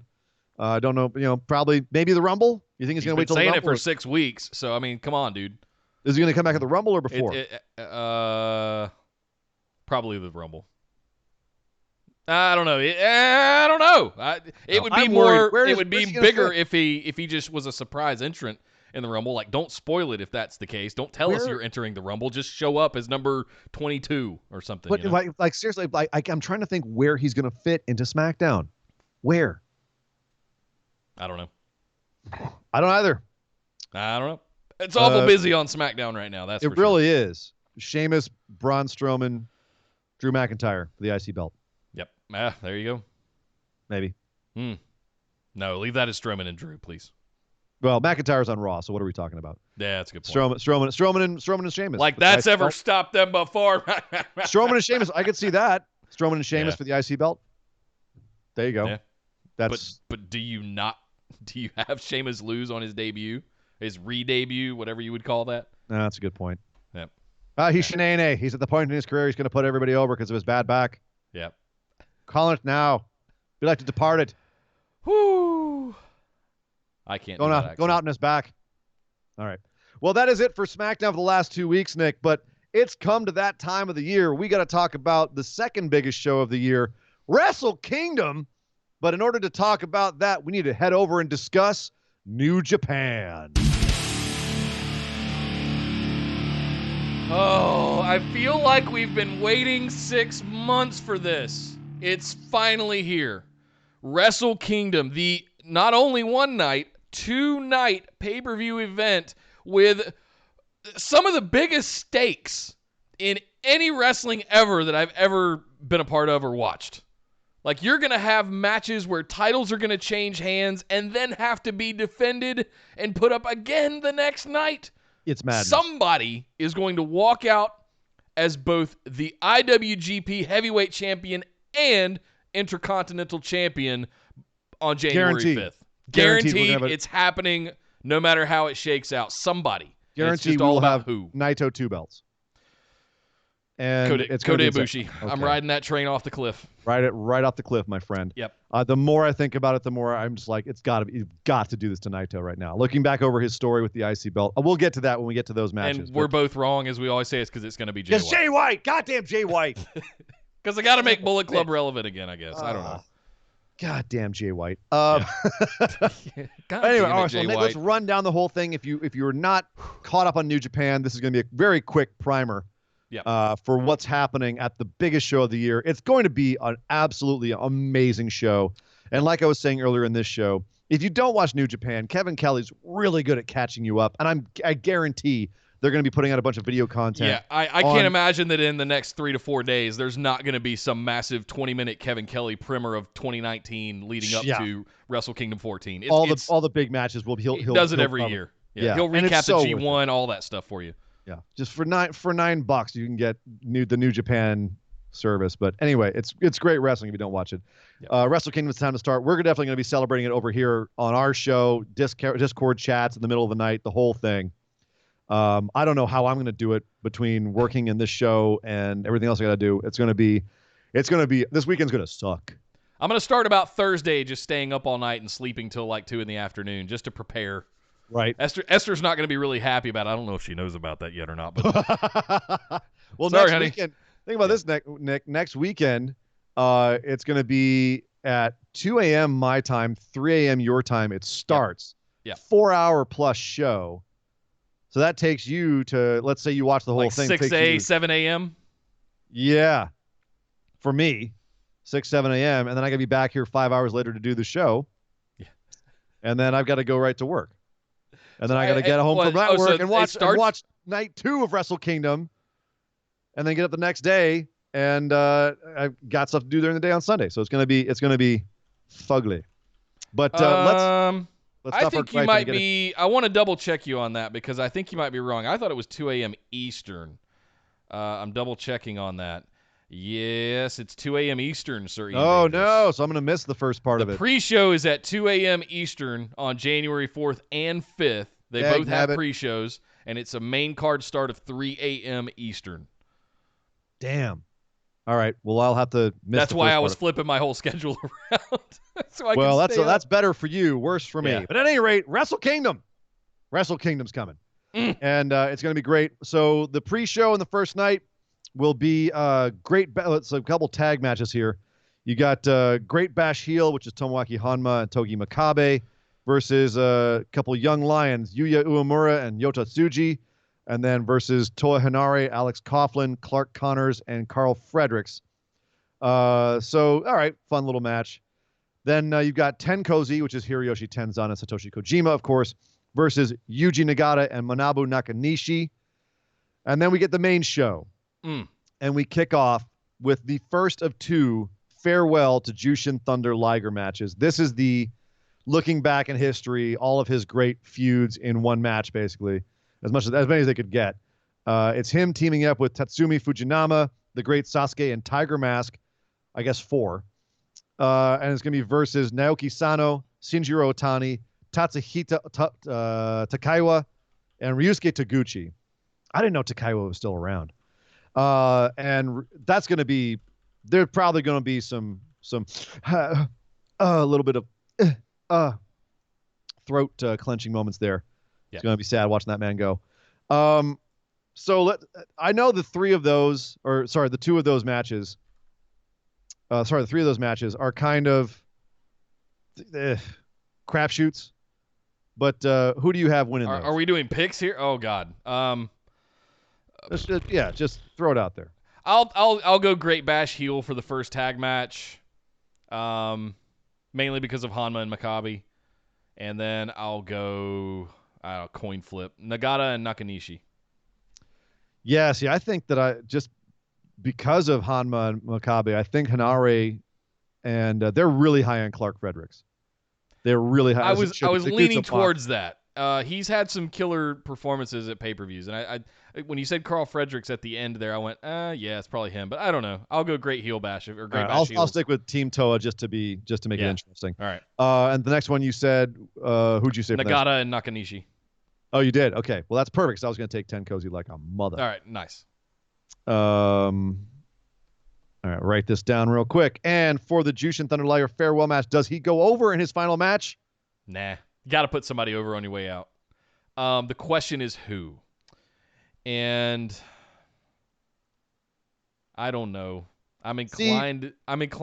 This is like a greatest hits all-star game match. This is kind of what I'm saying. Like you're saying he's laying down this one, and I'm like, dude, everyone he's facing, he's already like. There's no one here he's going to put over. I think this is the one that he wins and stands tall, and then his farewell match night 2 is the one where he lays down for the new guys. Maybe he pins Taguchi and stands tall. It just could be something legendary like that. I could see Sano. Sano would be legendary. Sano, yeah.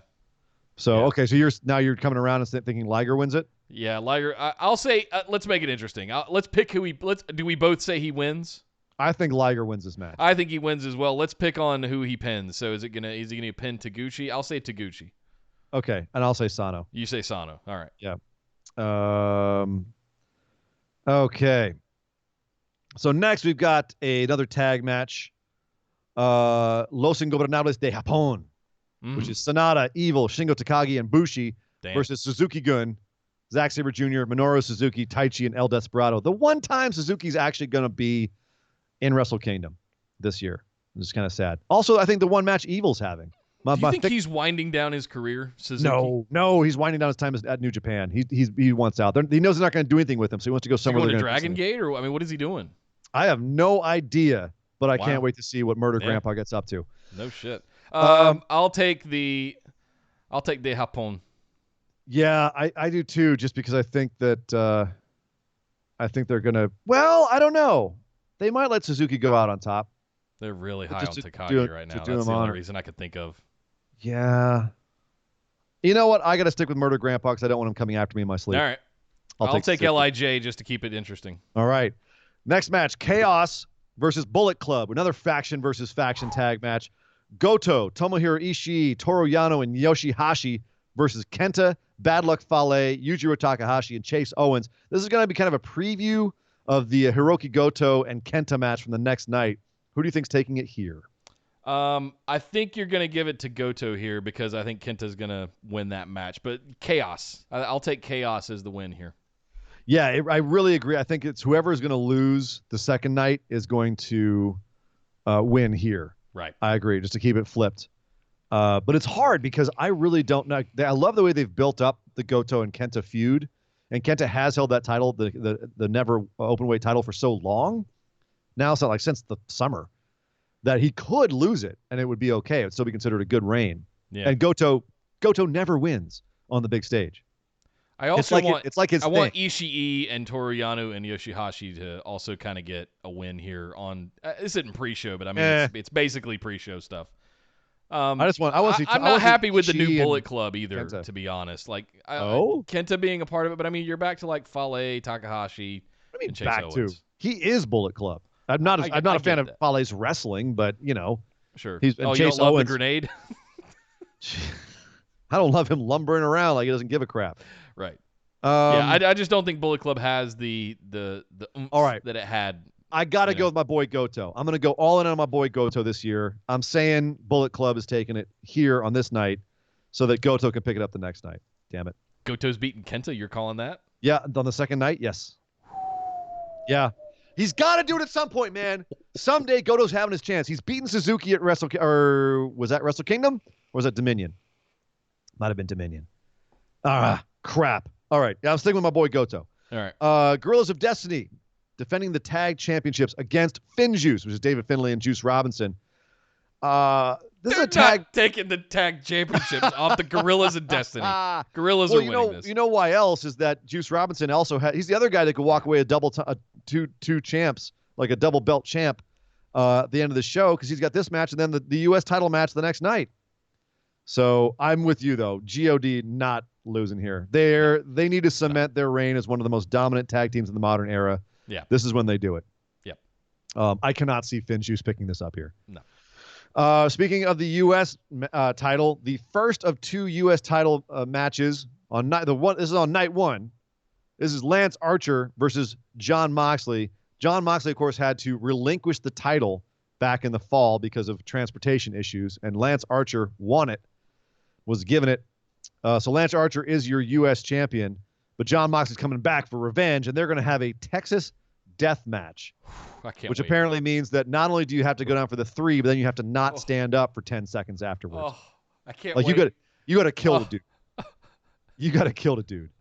This is so my speed, and these 2 guys are just going to absolutely murder the shit out of each other. But Moxley has to go hand that title back to Juice Robinson at the next night. So yeah, you got to pay off that. He's winning this. Yeah, Lance is going to lay down for Mox here. Totally agree. And we've got to finish that feud for the G1. Wrap up both those storylines. Yeah. Amen. Then you've got this is one that makes my nipples erect. Will Ospreay versus Hiromu Takahashi. Oh. Takahashi out for 1.5 years with a broken neck. He never lost the title. He had to relinquish it because of a broken freaking neck. And Will Ospreay basically has taken that title and made it as prestigious as any other title on the show right now. One of the most important titles in New Japan. He's been in or won everything this year. Ospreay has. I think he's got the record for the most number of 4-star plus matches in Wrestling Observer history. Wow. Longest streak of 4-star plus. What a year. And Hiromu was like one of his greatest adversaries, even though they love each other. They have been beating each other up a little bit on the road to Wrestle Kingdom, though.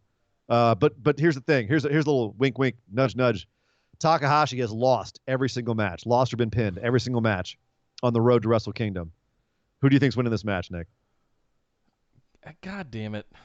You just had to throw that last thing in there because I don't want Hiromu to come right back in like at the end of Power Struggle when at the end of Ospreay and Bushi, I think it was the match where he came back. I don't want him to come right back in and just have the title again. I want him to fight for it. I want him to earn it back. So I want Ospreay to retain here. I want them to have an amazing – they're going to have an amazing match. Yeah. But I think Ospreay is going to retain. I think he's not. And here's why. Is that in all of those matches leading up to it, I think this is when he's earning it. I think this is when Takahashi's earning it, is he's showing that he's perhaps not ready. And that's going to be the redemption when he goes to Wrestle Kingdom. And yes, he is indeed ready. So I'm looking forward to this match a lot. It could steal the whole show. I just hope no one dies. Yeah, that said, Ospreay's had a hell of a 2019. It might be time to ignite this as a long-running feud, and I don't know. I don't know what to say about it. I don't want Ospreay to not have it, and I don't want Takahashi to not have it. And it's a weird tearing at the heartstrings of like, oh my God, I love both these guys. They're gonna have an amazing match. Yeah, we're gonna be the winners of this match. There is no way you can take this to the bank. There's no way Takahashi does not win the IWGP Junior Heavyweight belt. That sounds like it might need some stakes on it. Right here. I will give you my Daryl doll if he doesn't win it. I am currently holding a Daryl Takahashi in my hand. I will give you Daryl if Takahashi does not win the IWGP belt at Wrestle Kingdom. Done. My heart is just in my throat right now. Foot in mouth. Oh, Jesus.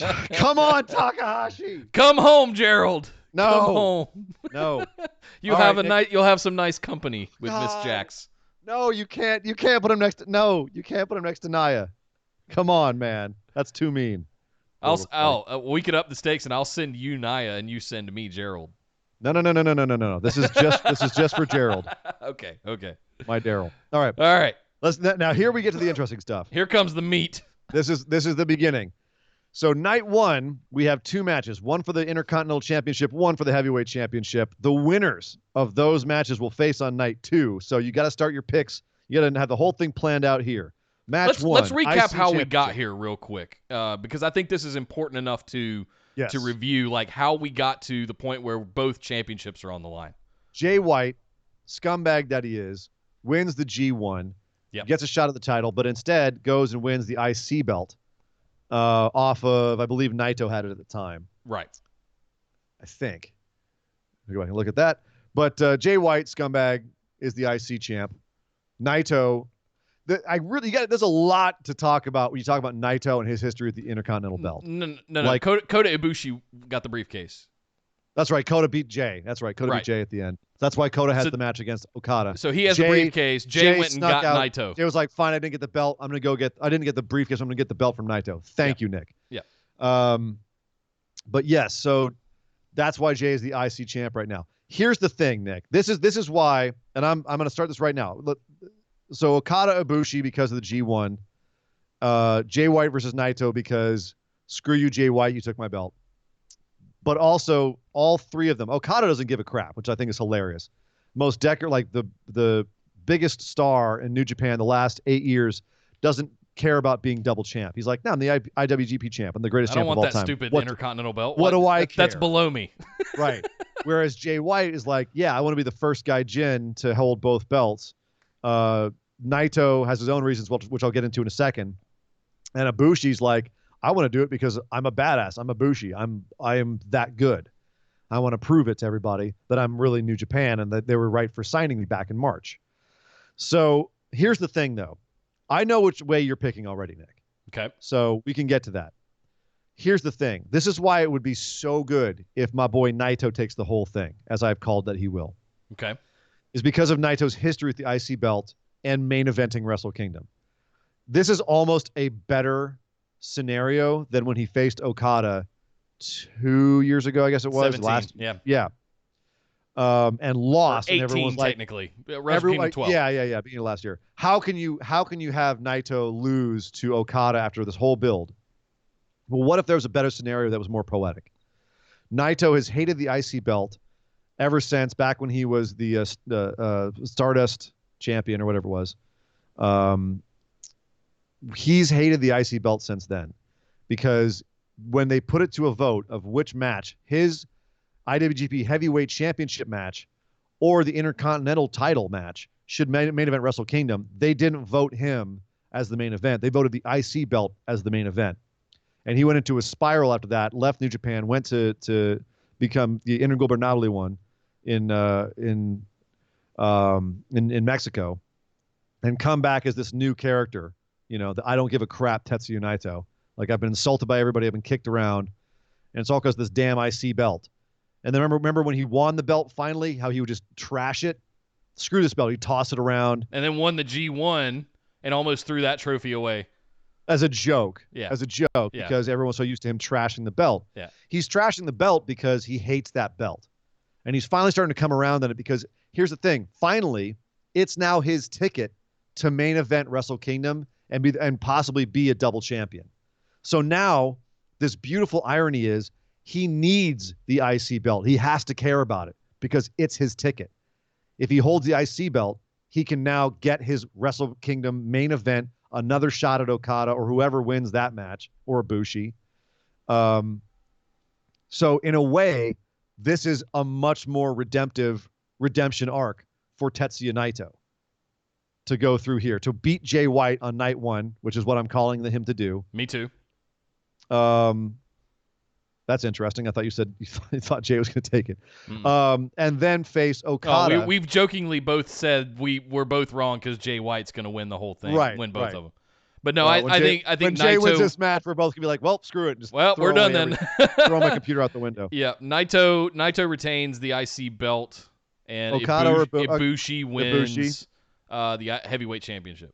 I say Okada because I want that poetic Okada Naito match on night two. It would be a nice way. You know, I wouldn't be mad at Okada having both. To close out the decade of his run, he has absolutely earned that moment, and we can do something else in 2020. I would not be mad at it, but I feel like they're all in on Ibushi right now. I think here's the thing. Jay Ibushi was already the G1 final. Jay Okada would be poetic because of the fact that Jay turned on Okada and betrayed him and stole his guy, Gato. That would be poetic if Jay beats Okada, becomes double. Right. Naito facing Okada is also poetic. Naito facing Ibushi would be fine, but they've tried to kill each other the last few times they've had a match, but there's no real poetry to it. Yeah. So Those are your options. The best options I feel are Naito Okada or Jay Okada. Ibushi, neither way, is going to be all that interesting.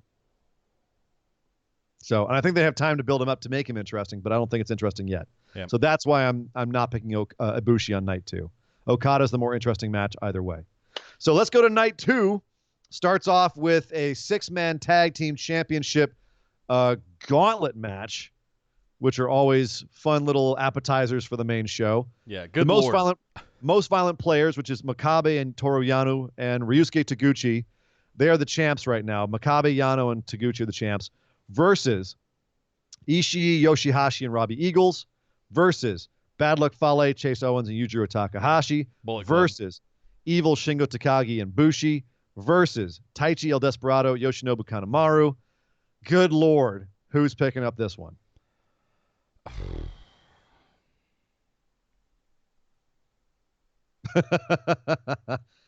That's a lot to think about. It really is. I had not processed the gravity of the size and scale of this match quite yet. I'm inclined to say LIJ again because of Takagi and Evil. And Bushi's had a decent year. Yeah, I'll go LIJ. Why not? You know what? Yeah, I'm having a hard time not picking LIJ too, but I don't know if they're going to give that much metal to LIJ at once. I was inclined to say Chaos, but for Ishii, but Yoshihashi and Eagles, Evil and Takagi have had brilliant years. Bushi's had a decent year. I think they get the titles here. The problem is with this, like, it all depends on when they come out. Like whichever team comes out whenever. It's really tough to pick. I'm just gonna pick LIJ because I'm scared of losing a point here. We'll watch that one. Let's see. So this is the night 2. Jushin Thunder Liger and Naoki Sano, who I say he's pinning the night before, by the way. Hint, hint, wink, wink. Versus Hiromu Takahashi and the man that broke his neck, Ryu Lee. Dragon Lee. He's tagging with Dragon Lee? Yeah. That's what I'm saying. Like, this is very combustible. And remember, Dragon Lee just got put into an Ingobernable faction over here in the U.S. He's now in a faction with Rush. So he's also technically Ingobernable right now. So this is some interesting. And like I said, Naoki Sano is facing Liger the night before. This is why I picked what I did the night before. Was Takahashi's going to come into this the champ, and I think that Liger's going to put him over. Yeah. Or there might be some sort of betrayal stuff going on here. Or after the match, I think there might be something breaking down between Dragon Lee and Takahashi in this match. Or what I would like to see is Takahashi beats Liger, stands up, Liger puts him over, and Lee says, dude, I'm the guy that broke your neck. I want a shot at your title. It's all right there. After he takes it off Ospreay the night before. Yeah, that's real. So I could see that. Boom. Who am I picking? Yeah, I think this is Takahashi and Dragon Lee. Yep. Hard not to say that. Yep. Based on everything. Next, we've got for the Junior Heavyweight Tag Team Championships, Taiji Ishimori and El Phantasmo versus Roppongi 3K. Do we see a title switch here, sir? No. Ishimori and Phantasmo. All right. I'm saying Roppongi finally get their love here. Wow. Okay. They've been gunning for this most of the last part of the year. So I think Roppongi's getting this. Zack Sabre Jr. versus Sonata in a rematch of one of my favorite matches of the G1. This one's for the Rev Pro British Heavyweight Championship. This is, I mean, these guys, I never thought of, I always forget Sonata is an absolute freak of an athlete and can go move for move with Zack Sabre Jr., which he did in the G1. And Sonata, he got a little bit of love this year, but just kept falling short except for beating Okada in the G1. Do you think he gets some love back here? Sorry, I was fixing an issue with your camera that had frozen up. I missed the last little bit there. What match are we referring to here? This is Zack Sabre Jr. versus Sonata for the Rev Pro British Heavyweight Championship. I want to show some love for Sonata. I really do, but I don't know if him having the Rev Pro British Rev Heavyweight Championship is the right way to do that. I think Sabre retains. Wow.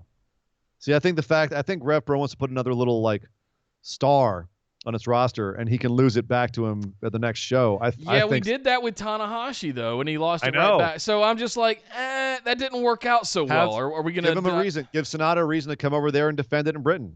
What else has he got going on the first part of this year? I don't know. He beat Okada. You know. Well, yeah, I and then he wanted- I lost to Okada. It's fine, but I mean, he's got a little bit of heat under him. I don't know. I maybe don't give the Rev Pro British Championship enough credit, but I feel like Zach is the perfect person to hold that. That championship has kind of been held by a who's who of people. Like, it's pretty prestigious at this point, which is awesome. I'm going to say Sonata. We got to get going here. Lance Archer versus John Moxley. The winner of that faces Juice Robinson. We both said Moxley, so it's going to be Moxley versus Robinson in our world for the U.S. belt. Juice Robinson had the U.S. belt. Moxley's first match after leaving WWE. He goes over there, beats the absolute crap out of Robinson in a no DQ match, bites him in the eyebrow, absolutely destroys him psychologically to the point where Juice Robinson was questioning existence afterwards. And Juice never really got his redemption. Was this where he shaved his dreads off, or was that before this? He shaved his dreads off for the match that he lost the title to Moxley at. So this has been almost an entire, it's been most of the year that Juice has been stewing. This was pre-G1 stuff. This was March or April. He kind of held the grudge through the G1, and he got a little bit of it back at the end of the G1 where he beat Moxley. I believe this is a no-holds-barred match. What kind of match is it? I believe. I'm not going to say unless I'm confirmed. Oh, okay. But at any rate, so Moxley versus Robinson. This could be a great tying the bow on their little story here. Yeah, I think Juice wins this. I have to go with my boy Juice here as well. So I can't see Moxley carrying around that strap for too long. No. You have another match which I'm really scared about watching. Kenta versus Hiroki Goto for the the Never Openweight Championship. Yeah. Who can cave the other one's chest in first match? Dude, Kenta, I swear to God, everything that he's had pent up for the last few years in WWE, he's just taking out on people right now. He is hitting people so hard. And Goto is a perfect guy to get in there with. This is great because this is a build-up back in the summer at the end of G1. Kenta betrayed everybody, betrayed his teacher, Shibata, his friend, Shibata. Shibata's other trainee, his buddy, his high school friend, Goto, is now out for revenge against Kenta for betraying, pretty much everybody. So this is a very emotional match here, which is why I'm loving it. And I've got to take my boy Goto to win this one for Shibata. I think Goto wins as well, and I think we're going to see more Shibata shenaniganry being involved in this. Yeah. I have no doubt. And it's going to be the reason Goto gets over Kenta, and that's going to... Are we going to... Like, we've heard rumors Shibata's getting back in the ring. That son of a bitch. He is just... Why? First of all, but two, it's... Oh, God. Why are Japanese super wrestlers obsessed with killing their necks? Shibata wasn't his neck; it was his head. Well, why do they not like his neck?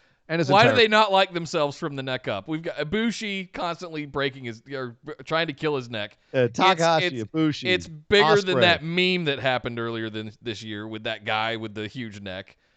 I mean, it's just anyway. Yep. Yeah, Shibata's getting involved. It's going to get one over on Kenta. It's going to give Goto the chance to win. Goto's the Never Openweight Championship here. The only guy in New Japan who doesn't hate his neck is Tomohiro Ishii. But that's because he doesn't have a neck. He doesn't have a neck. So it's hard to hate. I'm going to do the rest of the podcast down here now. So it's hard to hate what you don't have. Yeah. So the loser of Okada and Ibushi faces the loser of Jay White and Naito. And this is tough because, according to my picks, I've got White versus Ibushi here, which makes me rethink my picks from the night before because this is that's a rehash of the G1 final. Which might be a good thing to have as an exhibition on night 2 before you get to that main event. Yeah, maybe. I mean, you picked Naito Ibushi, so you've got Jay and Okada here, which it would be a lot more logical, really.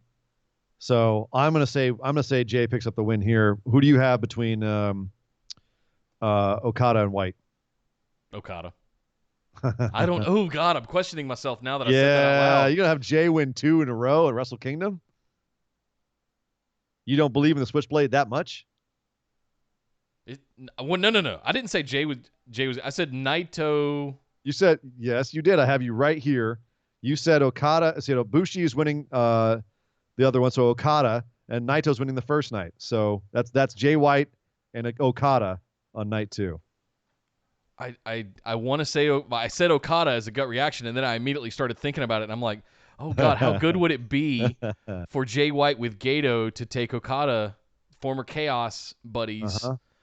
How big would that be to just That'd be a big fall for completely Okada, dethrone Okada? We just had him do 0 that for 2. in 2019. And we saw what happened with the Rock and Roller kind of red hair stuff, right? Lost his mind a little bit. Exactly. Yeah, we just had that. So Okada. Okay. Yeah, I'm gonna go with my gut, Okada. All I'm right, not gonna overthink it. Okada it is, and I know that you have Ibushi winning the whole thing. I've got Naito winning the whole thing. Ibushi 2 belts. One last thing. Hiroshi Tanahashi versus Chris Jericho. Oh. Special singles match. The first time in 10 years that Tanahashi hasn't been in a title match at Wrestle Kingdom, which is kind of a big deal. Yeah. But here's the thing. This was just announced, I believe, within the last 24 hours. So Tanahashi has been saying in interviews that he wants to open the forbidden door. Yes. And crossover with AEW. He says, if I beat Chris Jericho at Wrestle Kingdom, I want a shot at the AEW title. And Chris Jericho has agreed. Is there any way that Tanahashi loses this match, Nick? Nope. Not with that context. And Agreed. It's what we've been prophesizing / wanting all year since AEW came out. If we get a crossover of superstars and wrestlers between, and even storyline and booking, which we kind of already have between Moxley and Tanahashi and Jericho and Okada and Jericho's history and Okada and Omega history, dear Lord. Yeah. It might be the first seal of the apocalypse if that opens up and we have both of those two combining forces. It's the best thing Holy that could happen smokes. right now to AEW when we're all kind of agreeing that if not stumbling, they're definitely a little shaky on a couple of things. That could be an absolutely enormous event. Tanahashi walks out on that Bash at the Beach thing later in January. Jesus Christ. Tanahashi shows up on Jericho's cruise. I don't know if you'll see that, but you might see, like, if you see him at Revolution or something, like, good Sure. Yeah. God almighty. So that is Wrestle Kingdom. There that is crazy also guitar music. That was the worst imitation of a I know. Tanahashi theme song I've ever heard. I can't get that high. And I love it.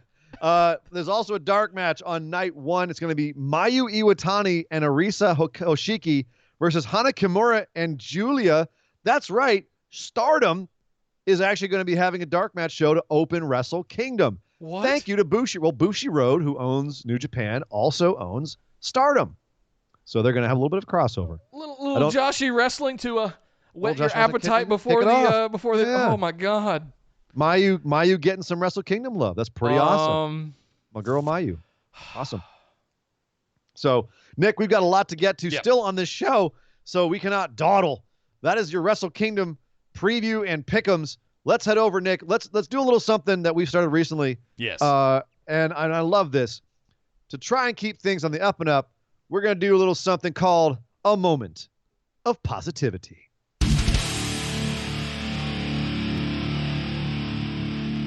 Well, in this edition of Moment of Positivity, Ian, with all of the holidays going around, I know you and I have been playing catch-up mostly on a lot of the graps that have happening, but in the world of wrestling for the last week, what's one thing that really stood out that just warmed you on the inside and made you happy? That's tough. It's really hard to bet against Keith Lee doing the grim rise up behind Damian Priest, because that popped up on the old feed. I didn't watch NXT Live that day. It popped on the old feed as a GIF on that day. And that was probably the most Christmassy thing that could have possibly happened to me from the world of wrestling, was our boy Keith Lee, after the end of the year that he's had and everything that's happened to him, and how much we love the guy, and him just kind of repeating this. One of the best gifts of the year is him rising up on Finn Balor and him repeating that with a Santa hat was just beautiful. And that definitely gave me the biggest smile of anything in wrestling for the last 2 weeks. That's good. I absolutely love that as well. The fact that we got it, was it 2 weeks in a row or every other? I think we had a week in between, but I'm not sure. Yeah, just that thing, Keith Lee basically becoming a meme over the last month. It has been amazing. Captain of Gifts. Yeah, Lord of Gifts. It's GIFs, but we'll fight about that another time. Oh, we already had that fight in line at PWG. It's GIFs. Don't you start with me. Don't at me. Oh, here we go. It's easy enough for me to say mine because it's Otis. Whenever Otis Dozovich is on screen, I smile. And this is genuine. This is not hyperbolic in any way. Whenever he's doing his thing, he's got a chin tucked down. I'm reminded of everything that I loved about Macho Man and his promo ability. I'm reminded about how much I love the Kool-Aid commercials. Oh, yeah. That kind of stuff. Like, I'm reminded of my childhood whenever I see Otis. And it's really that simple. The fact that he's in this kind of awkward angle with Mandy Rose and he's that nebbish little high school sophomore that wants to ask out the senior cheerleader, but he just can't bring himself to do it. And, oh, God, it just pulls on all the heartstrings, and it makes me happy. But damn it, Dolph Ziggler. Damn it, he's coming for you because he's going to find that out, you son of a dirty bastard. I'm surprised you didn't go for Samoa Joe. That was I cool. get up, both your asses. If I get up, it's both y'all's asses. And that right there is a fantastic GIF as well. I believe that one's out there. Somebody already made that one. No, it's definitely Otis for me. Just anytime I see him on screen, whether it's in the ring or backstage, it just makes me smile. And for the reasons I outlined. That's it. Well, guys, thank you very much for joining us. Oh, wait, we're not done just yet. We are way over time, but we've got to squeeze all these in. We've got just enough time for our other news lightning round. Beep, beep, beep, beep, beep, beep, beep. All right, rip through this real quick. Real quick rating stuff. NXT was unopposed on Christmas Day, and it pulled in an 831,000 with a .22. AEW didn't even register because it wasn't on, Nick, in case you didn't know. Interesting that their numbers didn't go up as a result of that. It went up about 5%. So it did go because the week before they had 795,000, up a little bit, and they trounced AEW. They murdered AEW. AEW only had a 683,000 and a .25. So, yeah, NXT killed AEW the week before that, and then really killed them the week after when AEW pulled into 0 because they weren't even on. Yeah. Also, the Christmas Eve Raw got murdered. The Christmas Eve Raw. It got murdered. Second lowest ratings in the modern era behind I believe, the Christmas episode from last year. But again, so it had 1.84 million viewers. It's down 10% from last year. Last year's Christmas Eve episode did 1.78 million. This year they had a really big football game, the Vikings-Packers, which did 13.57 million, which gives you an idea of the difference there. So they were working against that. It was 12th for the night, but it was still way down, not looking good. The entire Midwest was watching Packers-Vikings. I'm not mad at that. You're damn right. And it's Christmas, for God's sakes. People are traveling. They're all over the place. Yeah. As I mentioned before, Chris Statlander, her title shot got moved from New Year's Day to the 8th, to the week later, because she had to come here to L.A. and wrestle at Bar Wrestling. She had a previous commitment to Bar Wrestling, and AEW, instead of pulling a WWE and saying, screw you, you can't work that, they said, okay, cool, we'll change our schedule on 1/1 on New Year's Day. We'll have a fatal four-way. Riho defends her title against Nyla Rose, Britt Baker, and Hikaru Shida. And the winner of that faces Chris Statlander the week after. So they changed their booking for Bar Wrestling, which makes sense given the history of the people involved in Bar Wrestling, Joey Ryan and everybody, and everyone over at AEW. But Bar Wrestling put out a tweet saying, thank you to AEW. Like, this would have really gutted us if we hadn't had Chris. We would have been able to recoup the money that we've already paid for her travel, plus loss of star power. So, yeah, well, thank you for supporting indie wrestling. Honoring AEW. a contract and an agreement, It is. There's nobility in that, so good for them. Certainly. Alicia Atout, she was, for a brief second, she looked like she was going to be over on AEW. She also flirted with Impact. She just signed with MLW, so she will officially be commentary announcer. She'll be a backstage interview, I believe, for MLW. Speaking of MLW, they have an upcoming show called 0 Hour on January 11th. It's a pretty nice looking match list here. Jimmy Havoc versus Mance Warner in a no ropes barbed wire match. Ross Von Erich, yes, from that family, versus the filthy Tom Lawler. You have the open weight in a barbed wire rope match.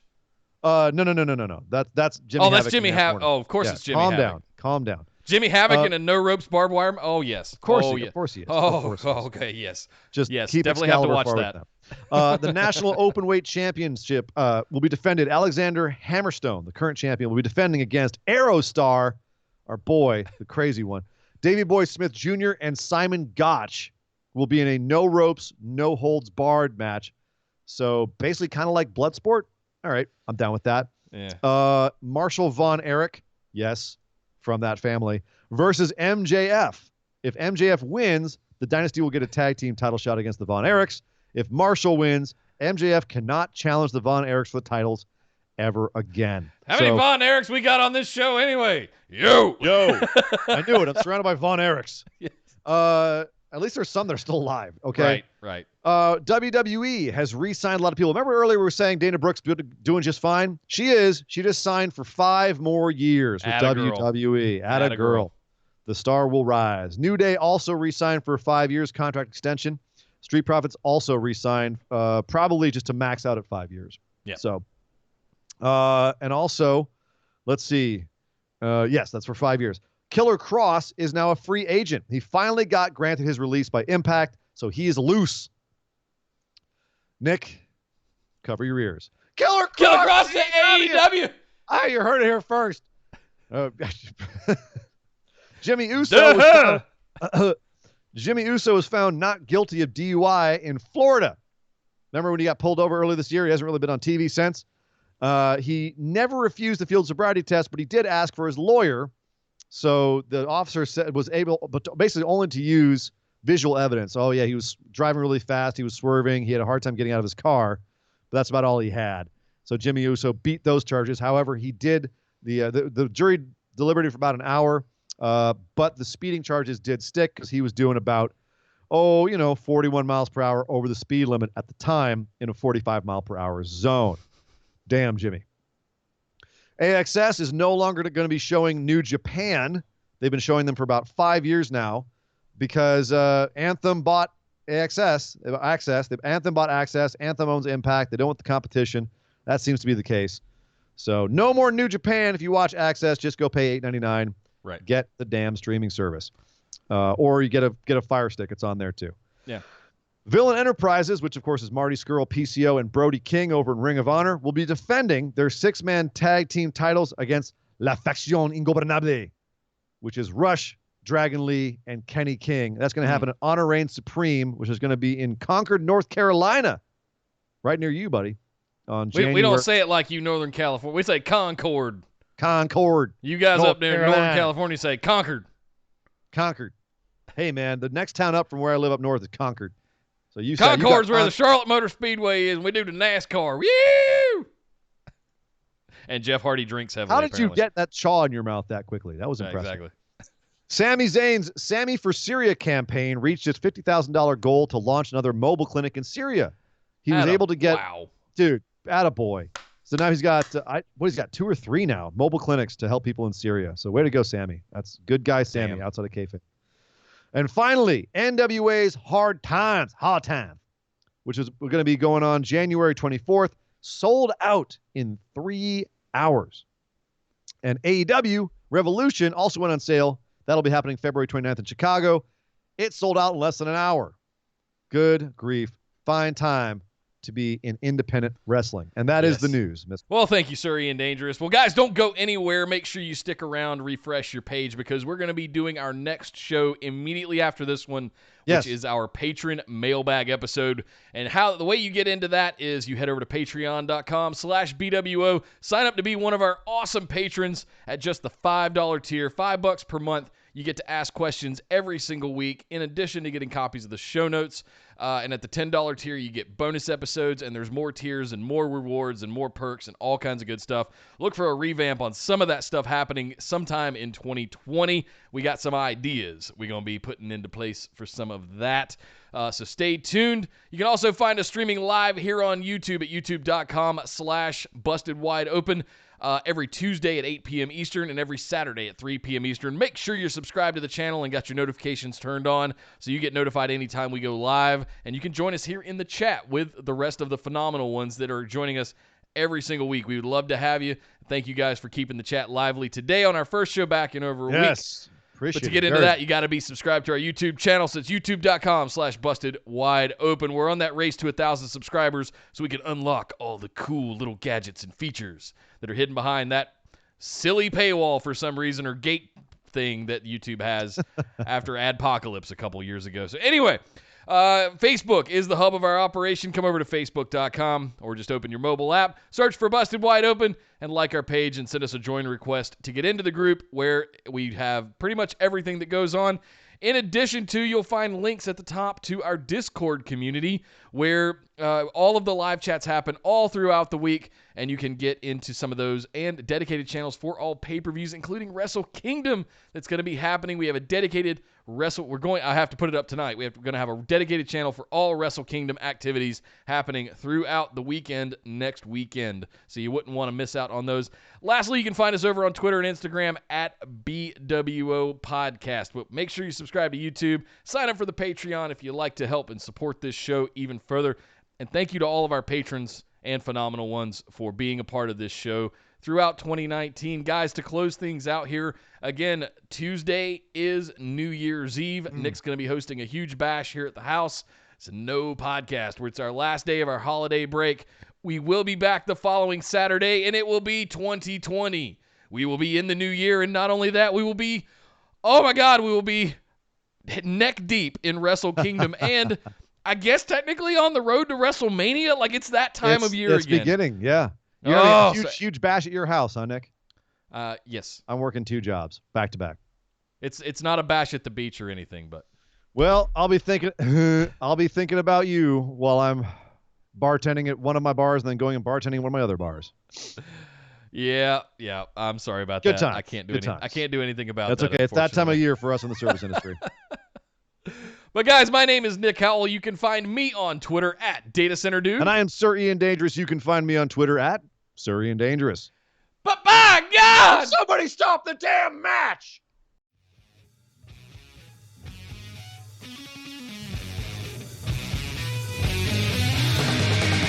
This show is part of the Orbital Jigsaw Network. For more episodes, subscribe to us on iTunes, Google Play, or Stitcher Radio. For details and show notes from each episode, check us out, orbitaljigsaw.com.